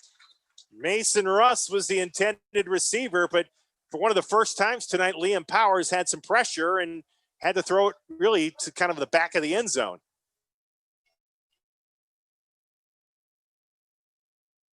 Kind of pump fake that time for Liam and chased and finally had to get rid of it. They will bring in Roden to attempt a field goal. Mario on the year, 2 for 2 from field goals and 19 out of 20 on his PATs. Gracia will put it down right at, I thought he was at the 20. Now he's going to go to the 21. Nope, back to the 20. This will be a 30-yard field goal attempt. And this will be the longest of the year for Mario. Ball is down, kick is up, on its way, plenty of distance, and it is good. Mario Roden, 30-yard field goal, stretches Kirtland's lead to 24-7 with 7:15 to go in the third quarter. And Jim McQuaid down on the Solon sideline clapping, and pretty good job by the Comet defense. You know, after that timeout, they were able to, helped out by the penalty, but they were able to kind of put the clamps on and keep the Hornets out of the end zone. And yes, it's a 3-possession game, but there's still more than a quarter and a half to go here. So there's plenty of time for Solon, but they're going to need to get some things moving quickly on offense. Just thinking about some of the scores that Tyler Carey was updating us about. Mitch Hewitt and the Chardon Hilltoppers are playing at another level right now. And, you know, we saw them in the playoffs last year. Dennis Maniloff was with me over in Bedford, is at Bearcat Stadium. And, I mean, they are the real deal in Division III. And looking to make it 3 consecutive blowout wins as the kick will be fielded. I think that's West with it at about the 7-yard line. Bryce will take it to the 20, middle of the field, 25, and he'll be cut down. Let's see, where are they going to spot him? At about the 29-yard line. West is slow to get up.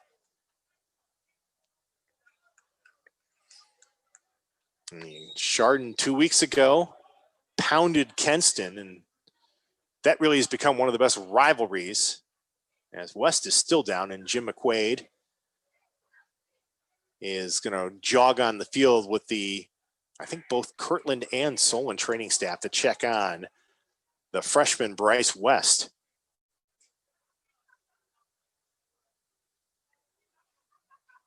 And in this situation, you're hoping it's just a cramp, and I think given the way they're working on his right leg, it kind of appears that's what it is. At least that's what the hope is anyway. Yeah, so just finishing that thought about Chardon. Yeah, they throttled Kenston a couple weeks ago, the Division III state champs 2 seasons ago.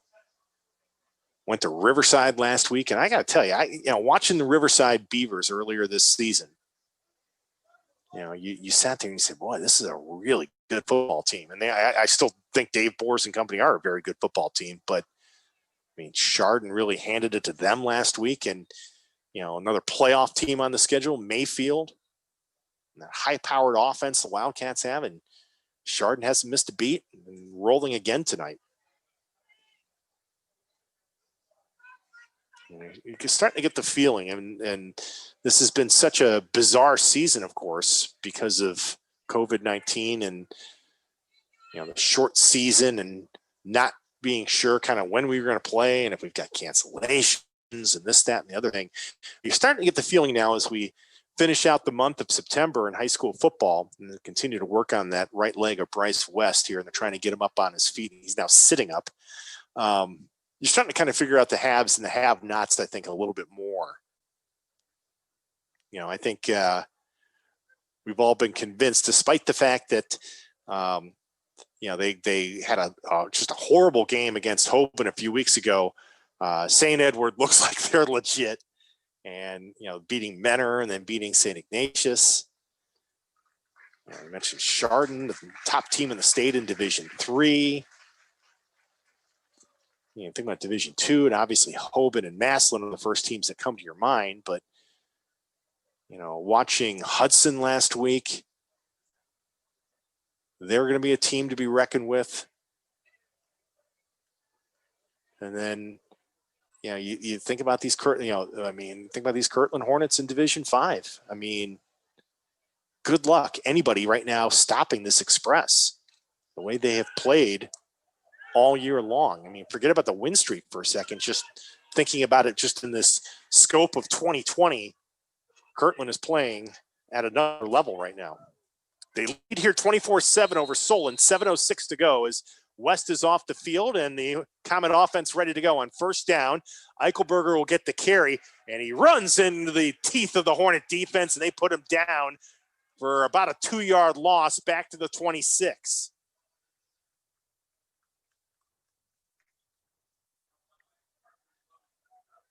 Carson Andonian, Luke Gogolin led the charge there. Carson Andonian, 5'10", 175 pounds. But up here, when I look at Carson, when I've watched him, he looks more like the size of not a linebacker. He looks more like he could be a defensive end.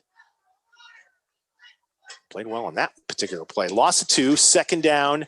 Actually make it loss of 3, 2nd and 13. Here's McQuaid with time, fires right side, pass call to the 30, out to the 35, to the 37-yard line on that catch. I think that was Andrew Biken who made the catch. Yep. And Andrew takes it out to the 38. It's going to be 3rd down. So he gets about 11 there, 3rd down in about a yard and a half or so.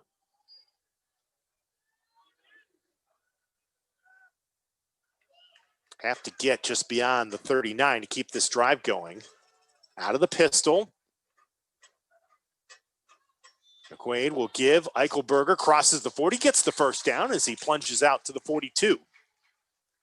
First down, Kirtland. Joseph Coleman, the linebacker, on the stop. It's Kirtland linebackers. Coleman, Andonian, Sullivan, and Russ. And then I even look at a guy like Danny Davidson. He's another one who's, he and DeMarco both are, defensive backs, in the size of linebackers, especially when you talk about Division V. First down, fake handoff, McQuaid started to set a screen up. He's in trouble. Down he goes, back at the 32-yard line. Kirtland's defensive line, all 3, Gogolin, Schwartz, Davis, converged on him, and I think it was Schwartz who's going to get credited for the sack. Actually, take that back. It was Gogolin on the sack, and Luke was banged up earlier in this game, but he gets the sack there. All the way back to the 34, that's a loss of 8. 2nd and 18. As Kirtland defense, I mean, both on both offensive lines and defensive lines. Kirtland, they can play with, they're showing tonight, frankly, they can play with any division. Here's McQuaid, 2nd and 18, steps up, he's pressured again. Flag goes down. McQuaid gets hit by Gage Sullivan, does a little shovel pass. It's caught at about the 36-yard line. It's not going to matter. It's probably going to be a holding, as Eichelberger made the catch, was hit immediately by Danny Davidson. Again, we have a flag down and in the area where one would expect holding.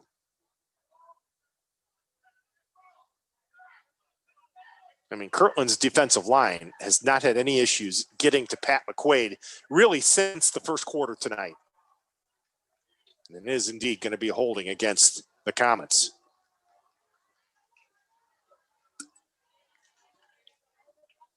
They'll mark it off 10 yards from the spot.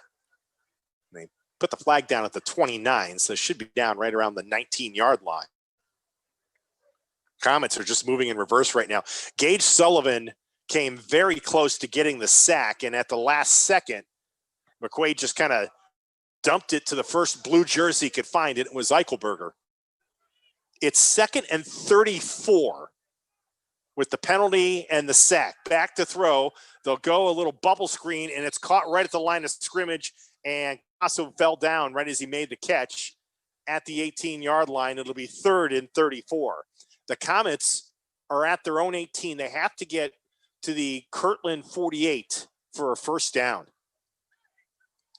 And they had, I'll tell you, if Capasso could have just kind of kept his footing there, you know, he had Lucas Cronenfeld, one of his guards out there, to help lead block with Andrew Biken, but just couldn't keep his footing there. 3rd and 34 from the Solon 18. And they'll just go ahead and run it. Here's Eichelberger at the 25 and takes it to the 26-yard line, and then is stood up by, guess who? Joey Graja. Called his number a lot tonight, making open field tackles. 2 against number 2, and Joey Graja has won a lot of those battles tonight. As we'll see, Dominic Morlani into punt, and Anthony DeMarco. Well, it was DeMarco, and now he'll come back in, and now Graja will go to single safety at his own 45. Under 3 minutes to go in the third quarter. Kirtland leading 24-7 here in Solon. Hornets standing very firmly, and now a timeout taken by the Comets. Play clock was about to expire on a punt, and Solon, amongst everything else that's going wrong for them right now, they only have one timeout remaining. If you're just joining us, Kirtland came into this game tonight riding a 34-game winning streak. That is the longest active winning streak in the state of Ohio. It is the 3rd longest winning streak in the nation right now. The other thing to keep an eye on, and this will play out probably next week, the head coach for Kirtland is Tiger Laverty, of course. He's in his 15th year with the Hornets. 5 state championships in 15 seasons, and they give every indication like they're going to be knocking on the door for a 6th here later this season. But Tiger Laverty at Kirtland is 178-17, 178 wins and just 17 losses in now 15th season. Overall, Tiger Laverty has 198 career wins heading into tonight. So if this score holds, Laverty will have 199. Next week, he'll go for a career win number 200. And just as that snap goes, we've got whistles all over the place before Morlani can punt it away.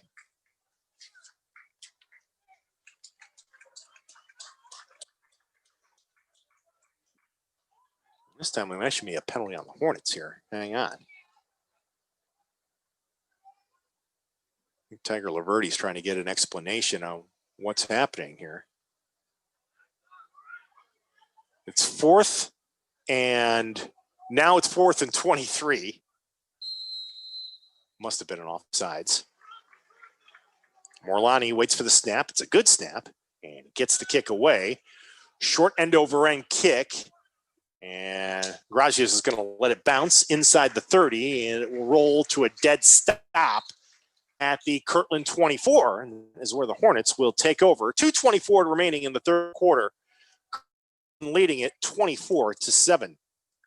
This was back and forth in the first quarter and into the second quarter as Liam Powers and Pat McQuaid exchanged touchdown passes. It was 7-7, and then Powers threw a second touchdown pass of the game to Gage Sullivan to make it 14-7. And then in the second quarter, as we moved our way towards halftime, Liam Powers ran for a touchdown to make it 21-7. And then a few moments ago in the first drive of this third quarter, Kirtland got a 30-yard field goal from Mario Roden to add on to their lead at 24-7.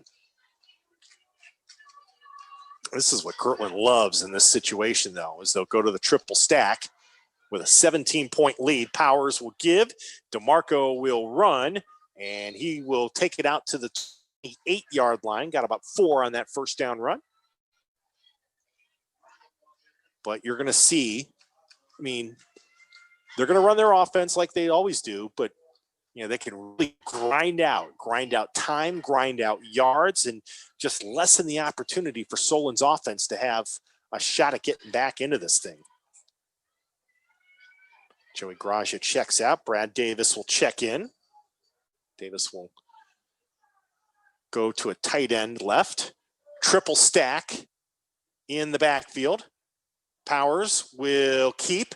Little option pitch. DeMarco left side to the 30 and takes it forward near the 35. That'll be a first down for the Hornets. On 2nd and 6, Anthony DeMarco gets about 7 on that run, and it's a first down. 1:35 to play in the third quarter.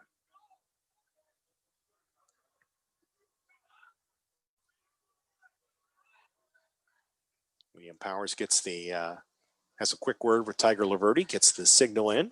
And again, no, just kind of breaking the huddle, taking their time. As Powers will go under center, 2 wings. Now it'll be DeMarco going in motion, and Powers will keep it. And Liam will take it for about a 5-yard gain out to the 40-yard line, just kind of plowed forward. Jamari Holmes makes the tackle for the Comets. Under a minute now to play here in quarter number 3. Kirtland Hornets just continue to play impressive football. And again, they stand very firmly on a 5-0 start to this season and a 35th consecutive victory. Clock down to 30 seconds to play in the third. It's a 2nd and 5 for the Hornets from their own 40. Mason Sullivan gets the carry, gets a first down across the 50 to the Comet 45 and down to the 44. Another first down for the Hornets. They'll move the chains, and now the clock starts moving again, and that may be the last play. Yeah, I don't think Tiger Laverty is in any hurry to get his offense back out there. They'll let the clock tick down here, and the end of the third quarter is upon us. After 3 here at Stewart Field in Solon, Kirtland Hornets 24, the Solon Comets 7.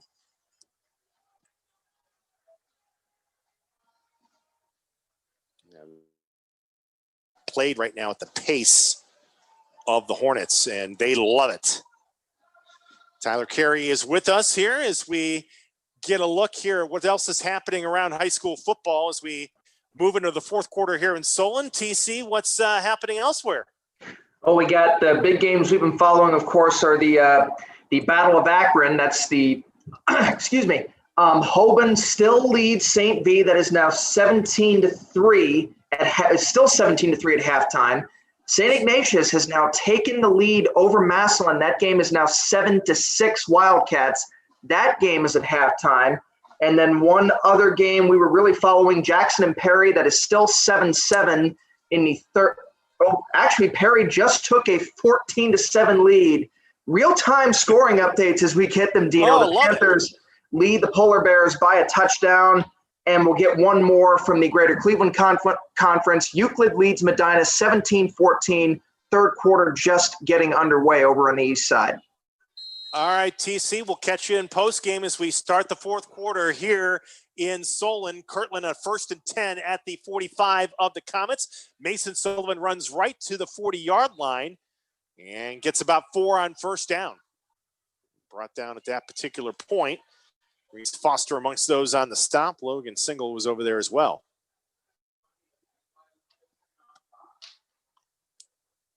It was one thing I don't know if we expected to see to this, to this magnitude tonight.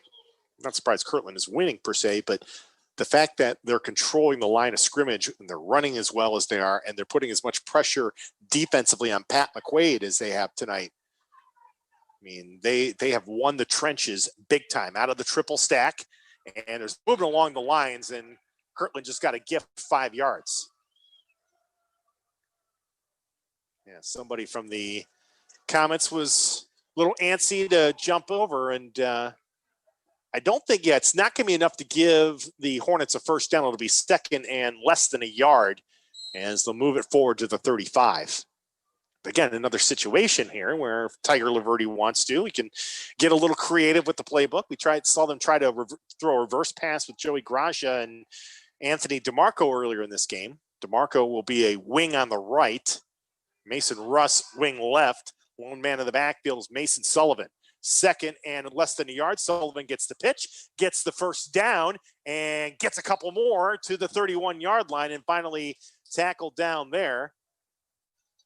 It was Zion Lewis, who just was able to trip Mason enough to prevent him from springing it loose, but it is a first down, courtesy of Mason Sullivan. As they'll move it forward to the 31, and it's a first down for the Kirtland Hornets. 10:40 to play in the football game. Mason Sullivan will get a much-deserved breather. As Tiger Laverty will continue to kind of move personnel in and out. I think he's got Nick Schwartz in now as a fullback. And the deep man is DeMarco in the triple stack. DeMarco will get the carry. DeMarco will cross the 30, and Anthony will be put down at about the 27-yard line. Scott Siegel on the tackle for the Comets. Sam Patriarco over there as well.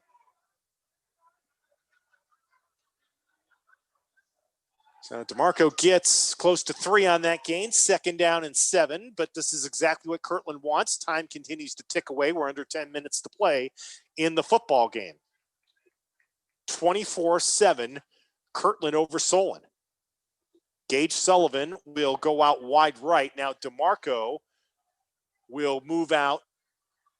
Now they're going to go in the eye here, and DeMarco will be tight on the right, and the give is Schwartz. He'll take it to the 26-yard line and then be put down there. I want to be for sure. I think that's Nick Schwartz who got that carry. Yes. Okay. Short yardage for Schwartz. He got about 2 on that pickup, and it will set up a 3rd down and 5. And after the breather, Mason Sullivan will check back in. Yeah, I'd love to see, Schwartz a fullback. He's also the nose tackle. He's had a terrific game tonight. Hey, get the big hoss a few carries, right? Under 9 minutes to play here in Solon. Kirtland leads by 17, facing a 3rd and 5. Powers will shoot it over to the right side. DeMarco's got it, first down to the 20, spins inside at the 16 to the 15 to the 14, and down at the 13-yard line. Gain of 13 for Anthony DeMarco. Nice bit of running in the open field by the senior running back. And it'll be 1st and 10 for Kirtland at the Solon 13. Just slowly, methodically driving it downfield and really kind of driving a stake into Solon here tonight. Hornets will go back to the triple stack. Russ, Sullivan, DeMarco behind Liam Powers. And the give will be, I think it was DeMarco who got it. Nope, it was a keeper. Pretty good fake that time by it didn't fool Solon, fooled me. And they'll bring him actually down for about a loss of a half yard back near the 14, 2nd down and 11. But again, at this point, Kirtland very content to run time here in this football game. We're under 8 minutes to go.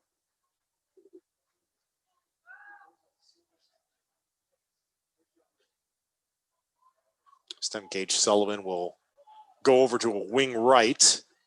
Joey Gragia wing left. Triple stack. 2nd and about 11. The give is to DeMarco, and he's going to be put down for a loss. Swarmed down by the Comets that time. Siegel and Najee Story amongst those on the stop. I haven't called Najee's name a whole lot here tonight. I haven't really allowed him to get loose and put pressure on Kirtland, and we've got an injured Hornet down at about the 18-yard line.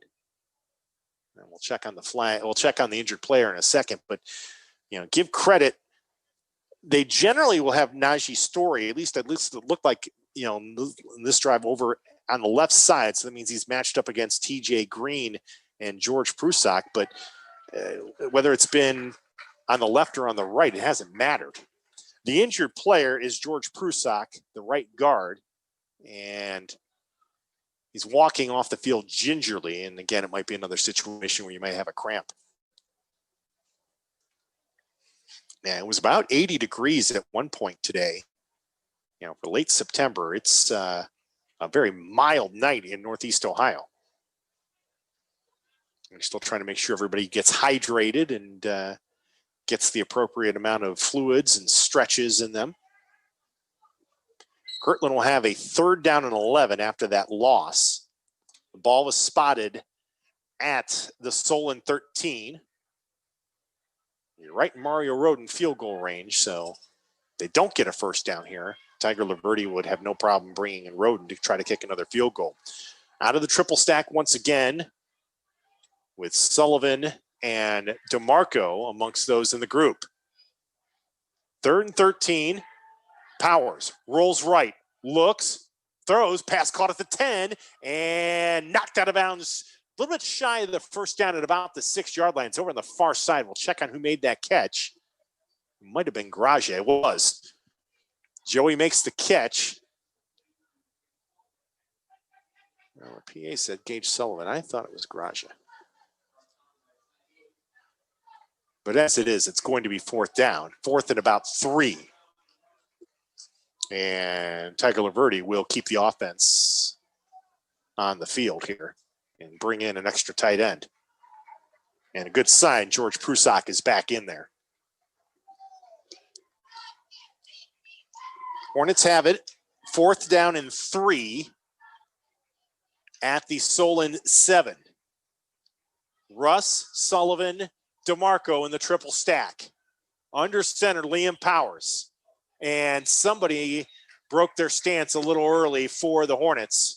And that's going to cost them 5. And I think that's probably going to get the field goal team in there. Yep, Mario Roden's going to jog in. Yeah, I think Mason Russ was a little antsy from his fullback spot in the triple stack. So instead of going for it on 4th and about 8, Roden will attempt. It looks like it's going to be another 30-yard attempt. He hit one from, let's see where Gragia puts it down here. Yeah, Roden says, put it down for me at the 18, which would be a 28-yard attempt. 6:35 to go in the game. Kirtland 24, Solon 7. Ball down, kick up on its way with the distance on a line drive. It's good. Mario Roden 2 for 2 on his field goals tonight, and he stretches the Kirtland lead to 27-7. Yeah, I mean, this has been everything working tonight for the Hornets. Special teams, offense, and defense. I mean, Tiger Laverty's not going to like the penalty there, but for the most part tonight, Kirtland's played a very clean game in terms of the penalties. I mean, when you're up against a Division I power like Solon, you think, well, yeah, come in and got to play letter perfect. Well, they haven't quite been that, but they've been their usual exceptional selves, and it has shown all night long.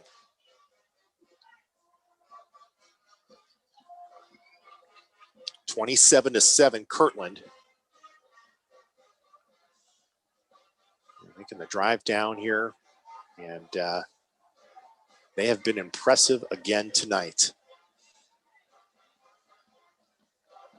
Yeah, a lot of us were wondering this week, and we had this game targeted when we first heard it got scheduled about 10 days ago, as Kirtland will kick it off. A new kicker in there, and this will be fielded at about the 10. That's Nathanson on a run to the 20, cuts inside the 25 to the 30, and it'll be put down at the 31-yard line. Kirtland had Johnny Raguse there to kick it off that particular time. And the Hornets will make that the Comets will start at their own 32. A lot, we just, you don't know in these situations, because it's very rare that you get a small school Division V. And I mean, Kirtland 2 years ago was a Division VI school in terms of enrollment and everything. What's going to happen when you play a Division I team, a team that, the Comets have been to the playoffs a lot under Jim McQuaid. I mean, they are a terrific program. What's going to happen? Could this be the time where the streak ends? And Kirtland has been in command really all night long. McQuaid will roll left, looking, throwing downfield. The pass deflected and incomplete. It went off the fingertips of Cesar Salerno at the 45-yard line. McQuaid was trying to get Andrew Biken to keep his, Biken had kind of stopped at the 45, and McQuaid was trying to direct him to take that pattern longer, and then went shorter for Salerno, but it was incomplete.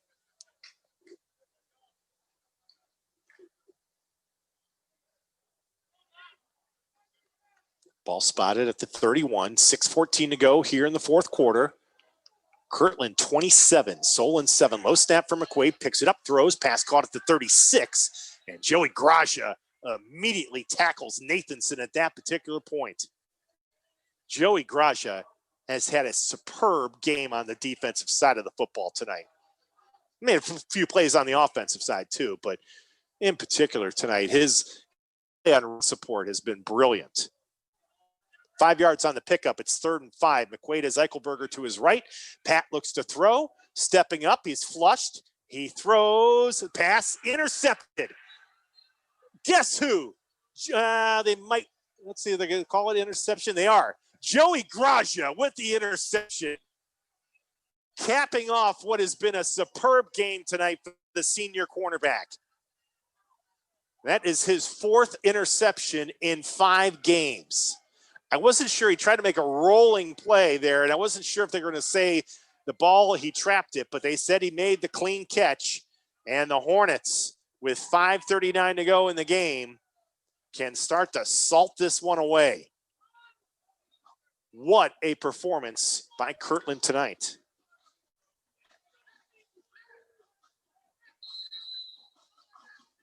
That's the one thing. When they talk about the streak, however further it goes, you can't say, well, it's all against it. It's one thing to do it against Division VI, Division V schools, That's not the case.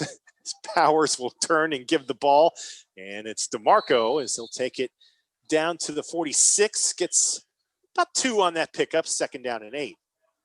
I mean, there have been higher division wins this year already coming into it for Kirtland. And to me, I even pointed to the win over Riverside last year, as we've got an injured Comet. And again, looks like somebody needs a stretch because of cramping.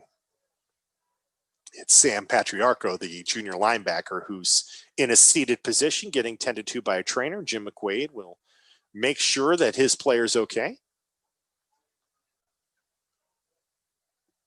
Jim McQuaid is in his 18th year as the head coach of the Comets. His record is pretty phenomenal. 141 wins, just 54 losses. Jim is not just the head coach, he's also the athletic director here at Solon. in his second year as AD, took over for the absolutely one of my favorite people covering high school sports in the last 20 plus years. Mark McGuire was the athletic director here at Solon. Before that, AD at both Elyria and Elyria Catholic. And Mark finally retired at the end of 2018. Jim McQuaid assuming the dual roles of both athletic director and maintaining the head football coach role. And the one pleasure you always get with working with Jim McQuaid Sr. is you also get to work with Jim McQuaid Jr., who's essentially the sports information director of the Comets. And they take good care of you. And I really appreciate tonight being able to be here at Stewart Field. And Tyler Carey said it right off the top. This has always been, to me, one of the model places to watch a high school football game in Northeast Ohio.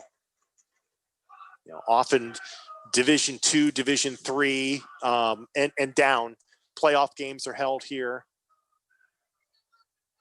It is just really a tremendous facility. 449 and counting as Kirtland is they were able to get Patriarcho off the field here, and I think Liam Powers is letting the play clock run down here. Now he's under center.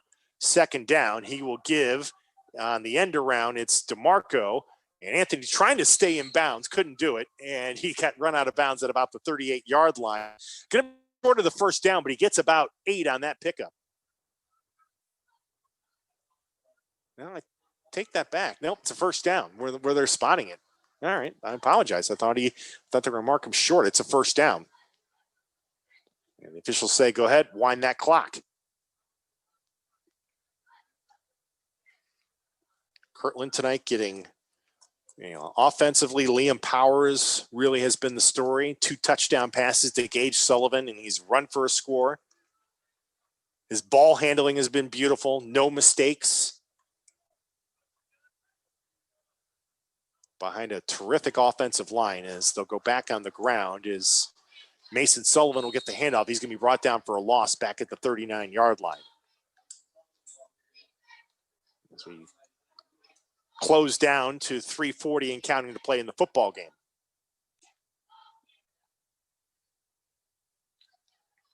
We'll see with Solon. This is they've got another week in the regular season before we start talking playoffs. I think they get Medina next week. I'm not ready to write this team off for anything yet.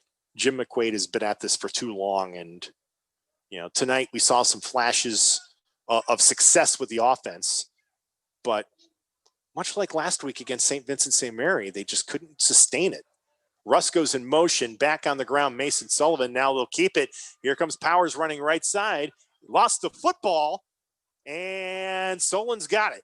Solon's got it at the 29-yard line. And on the fumble recovery, grabbing that for the Comets was Cesar Salerno. One of the rare mistakes tonight for the Hornets. Powers was trying to get to that first down marker and had it punched away from him. And Salerno able to get the recovery for the Comets. They'll spot it right at the 30-yard line with 2:55 to go. With the Comets, Eichelberger, McQuaid.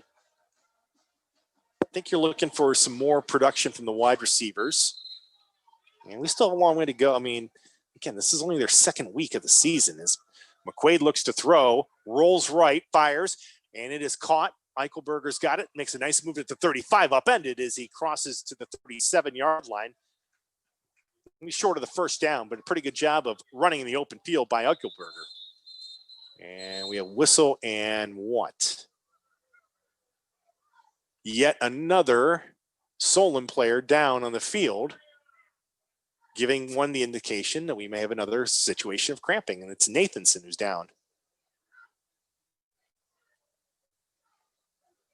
Yeah, it's so tough when teams have been on the you think about for any opponent that's had 4 regular season games under their belts, 4 weeks of preparing for an opponent and going through the everything that you go through, in a week's worth of preparation for an opponent, getting the kinks out and everything. I mean, St. Vincent St. Mary had that last week.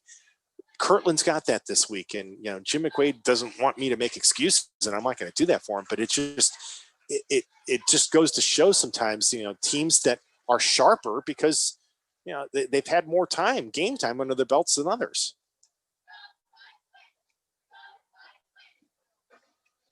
We'll see what happens, when they get Medina and then get into the playoffs. I mean, Kirtland right now is just a machine that is going on all 24 cylinders here. I mean, they are just rolling. One of the rare mistakes, though, tonight. That was one thing I was looking at, as each team with one turnover tonight is on the ground. Actually, take that back. Kirtland has two turnovers tonight. DeMarco has a pick, and so does Gracia. They're on the ground, Eichelberger, and he'll get the first down out to the 43. Kirtland came in with a turnover margin of -2. They've improved it 1 to -1 tonight, but that's going to be something we're going to have to keep an eye on, as that pass McQuaid over on the left was caught, and nope, they're going to say incomplete. On that catch, it was Zion Lewis, but they'll say he trapped it. Lewis will go out wide left, trips to the right, 2:16 to go here in the fourth quarter. Kirtland 27, Solon 7. Out of the pistol, Pat McQuaid looks to throw, fires deep right side as a man open. It is incomplete. Just inside the 20. Capasso tried to make a great catch as Gage Sullivan and Anthony DeMarco were with him and just couldn't pull that ball in. But another beautiful throw by Pat McQuaid tonight. But they just haven't been able to make those big connections.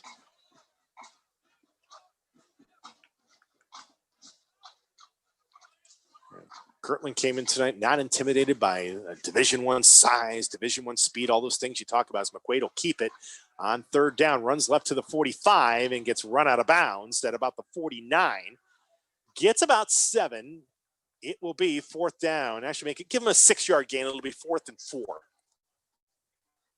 But in actuality, despite the fact that they're 4 divisions lower, Kirtland has dominated the line of scrimmage tonight, both offensively and defensively.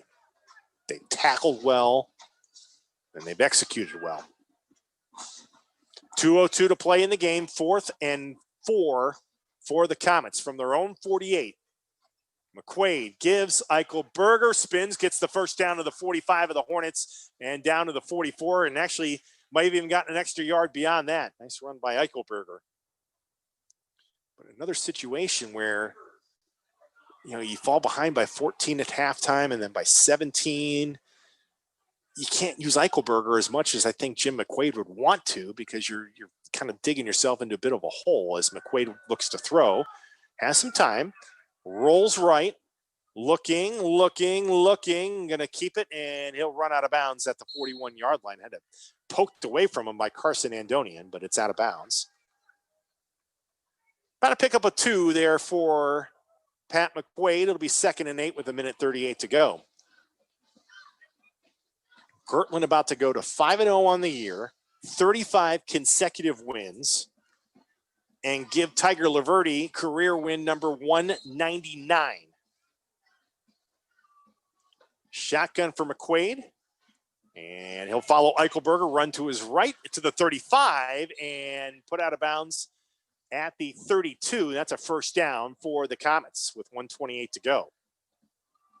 And this is really now more, I think, for confidence for Solon going forward into next week and beyond. If their offense can finish this football game out with a drive, sustain it, and then score on it, that would go a long way. As McQuaid looks right, throws right, and it's incomplete. Trying to throw it over the right side to Capasso. And pretty well covered by Joey Gracia. Yeah, I think if I had my vote for MVPs of this game tonight, Joey Gracia would get it, and I think Liam Powers would get it. 3 receivers left, 1 to the right, 2nd and 10 here for the Comets. Eichelberger will get the carry at the 30, steps inside at the 28-yard line, and Graja says no further. And Joey puts him down there. I mean, I'm not counting tackles, but I would imagine he's at probably 12. And they're not downfield tackles. I mean, they're 3 or 4 yards off the line of scrimmage tackles.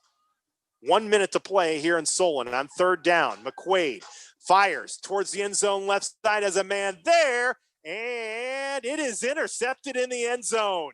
Picked off in the end zone by the Hornets. And I believe that is Anthony DeMarco with his 2nd interception of the night. Yeah, McQuaid kind of threw it in the back of the end zone, and you had both Gage Sullivan and Anthony DeMarco in coverage, and DeMarco comes away with his 2nd pick. 3rd interception tonight thrown by Pat McQuaid. Graja has 1.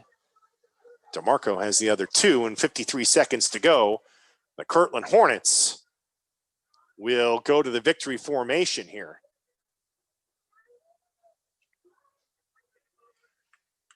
And all of their 35 consecutive wins, this one, not counting their playoff and state championship wins, but maybe in the regular season, this one is going to be the most impressive and probably, I would say, the most satisfying for Tiger Laverde.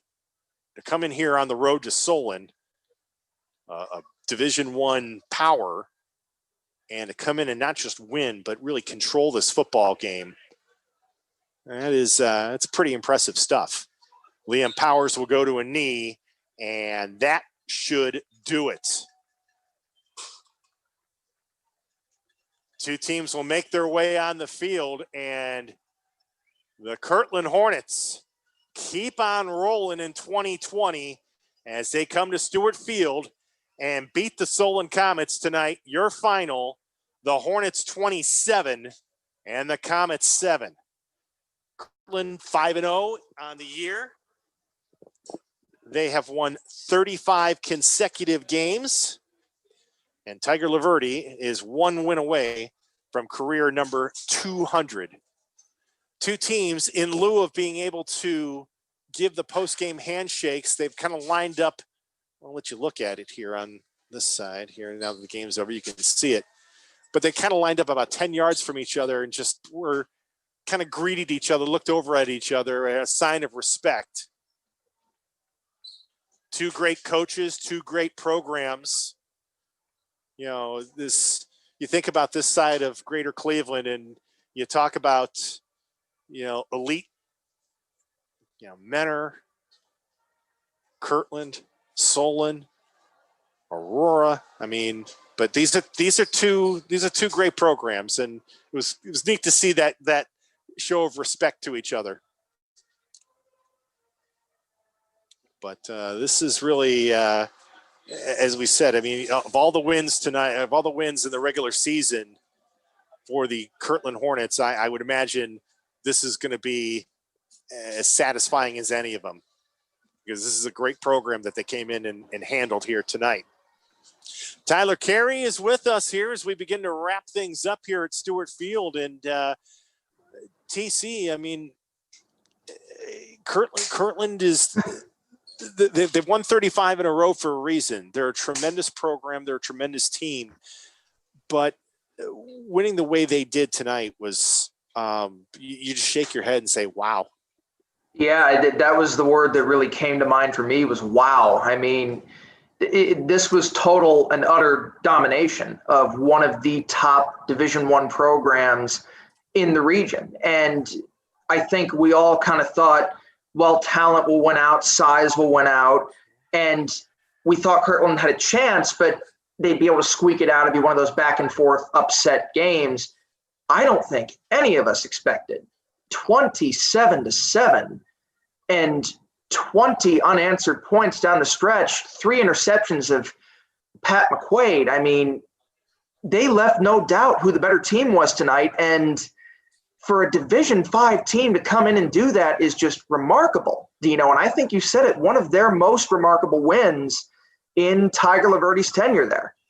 Yeah, I mean, yeah, and I think that from a larger, you're right, not just in this 35-game win streak, but in Tiger Laverty's tenure here, this is his 15th season with the Hornets. I have to imagine from a regular season, they had some legendary games against Cuyahoga Heights and things like that, but nothing like this, where you come into Solon and you against Jim McQuaid and this great team, and you handle them. Yeah, I mean, you're obviously going to remember the state championship wins or those classics against Cuyahoga Heights over the years. But, I mean, we talk about the term making a statement. All these years, everyone's kind of looked at Kirtland, and the respect factor has been there.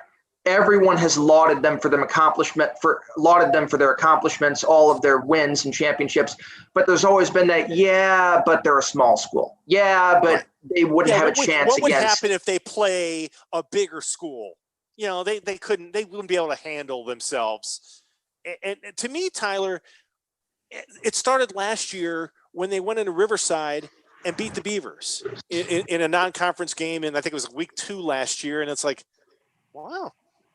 Even this year against Shaker Heights, Shaker Heights is not the best school in D1 right now, but that's a school that even recently has produced numerous Division I college prospects, and they handled them as well. And they have, Lake Catholic earlier this year. I think they have proven that this is a program that has developed enough talent and skill where they can compete with these bigger teams day in and day out. Now, there are concerns on the Solon side. I mean, they've obviously been behind the 8 ball from day one. This is only their second game, but this is now back-to-back blowout losses to 2 smaller schools, 2 very good smaller schools. But nonetheless, I think there are major question marks as we approach the playoffs in just a couple of weeks, and especially with seeding supposed to come. But all in all, hats off to the Kirtland Hornets. They earned this win tonight, and they announced themselves to the rest of the region and kind of silence the doubters, if there were any remaining. Yeah, I mean, there's the term elite program and dynasty. I mean, they're thrown about so much by us, journalists, us smart broadcasters, but Kirtland really is. They really are an elite program. They've been a dynasty, and it's no fluke what they do out there. I mean, they're coached well. They play well fundamentally. Great athletes, skills, and they just go out there and win. Absolutely. All right, Dino, are you ready for some final scores? I'm ready for some scores, baby. Yes. Well, I'll be honest with you. We actually don't have – I'm just doing a quick check here. We still don't have a lot of finals in, at least from the games that we've been following. We do have a couple. Wycliffe, we mentioned that this was a game that we could possibly have gone to. Wycliffe and Independence, 2 unbeaten teams. Well, Wycliffe won 41-2 tonight over the Blue Devils. So the Blue Devils got a safety, though. Yes, they did get a safety. That avoided the shutout, but a very nice win for Wycliffe there. Also one that just went final, Mogador beating Garfield, 2 Portage County undefeated teams. Mogador won 28-21 in overtime. So a very nice win for the Wildcats. You talk about some good small school programs. They certainly are one. The 2 games we've been following, Hoban now leads St. V 24-3. That game is in the 4th quarter down in Akron. And St. Ignatius has extended its lead over Massillon. It's now 14-6. That game is in the 3rd quarter, at Paul Brown Tiger Stadium. Very nice matchup brewing on the east side.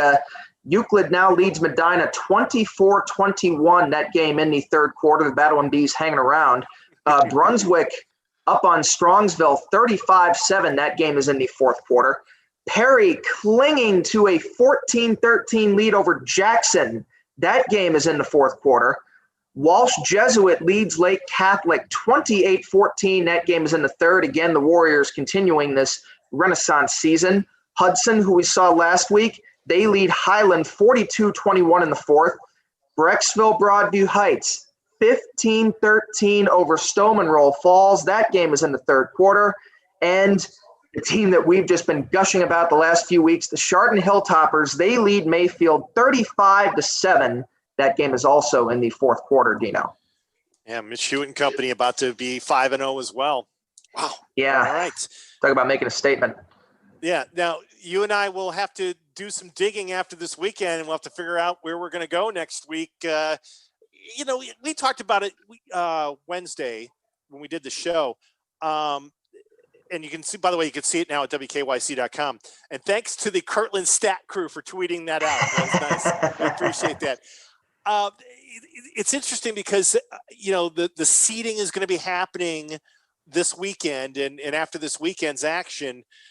So, for a lot of things, next week is going to be almost like, well, does it really matter? We're going to the playoffs, this, that, and other thing. But I think about for a team like Solon, yeah, next week matters. They've got to figure out a way to get some momentum and turn things around heading to the playoffs. I'm going to be curious. I don't know where we're going yet, but I still think there are going to be some intriguing matchups and some intriguing storylines for us to watch and follow on the week before the playoffs start.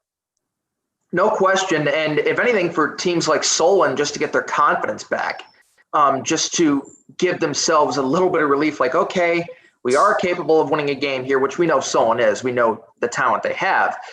But you're right, for a lot of these schools, there will be intriguing matchups. And in some of those rivalry games, I'm thinking of a certain game down in Stark County that neither team is going to want to lose. They're not looking at that as a throwaway.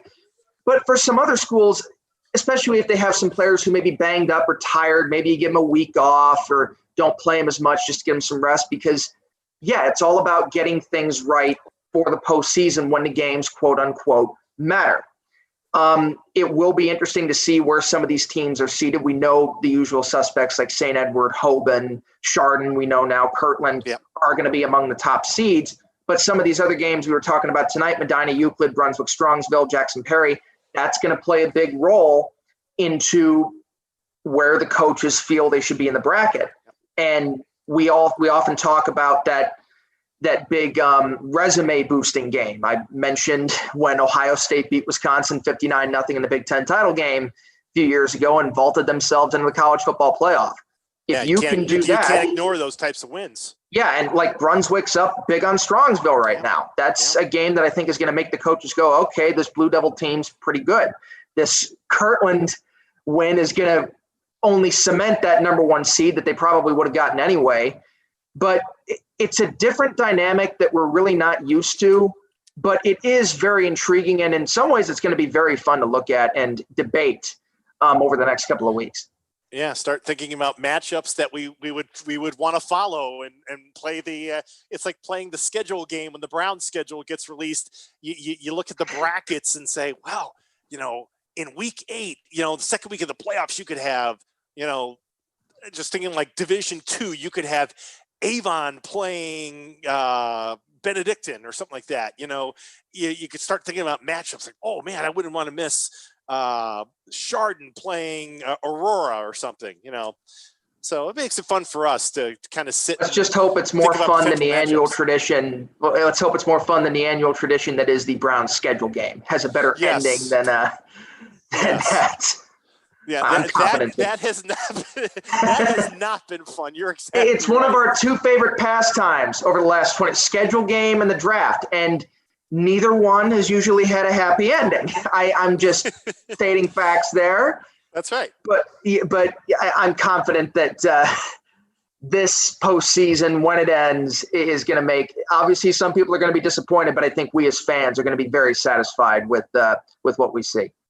Yes, indeed. Well, you told me off air that we had a ton of people listening in tonight from Kirtland and Solon, and we really appreciate being out here tonight at Stewart Field. And we thank everybody for being with us tonight here for this game. And it was a pleasure. It was a pleasure. It ended up being kind of a game that was decided early in the second half or so, but pretty fun. A lot of fun tonight, TC, to have a matchup that we had to wait 78 years to get. Oh, yeah, I think it was worth the wait, especially for Kirtland tonight. Like we said, asserting themselves, proving that they do belong. And you and I will be back at it next week, and then we'll get ready for the playoffs in early October. That's strange to say, but 2020 has been anything but normal, and we just got to make the best of it. And I know that we're never going to complain about high school football, more high school football playoff games. That's for sure. Yep. Absolutely. You couldn't have said it better. Partner, thank you so much, and I'll see you next week. Thank you, Dino. Have a good night, my man. As always, great job on the call tonight. I appreciate it. Big thanks again to Jim McQuaid, both senior and junior, the athletic director and, of course, head football coach at Solon, for his hospitality.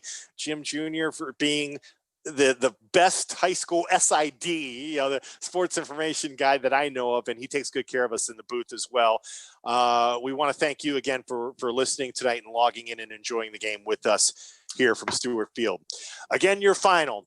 Oh, and by the way, Brian Crane, we miss you. We'll see you back next week. Friday nights are not the same without you. Yes. We love I'm sure he's enjoying his vacation. That's right. For Tyler Carey and for everybody involved in us tonight, I'm Dave DeNatale. Again, your final from Stewart Field.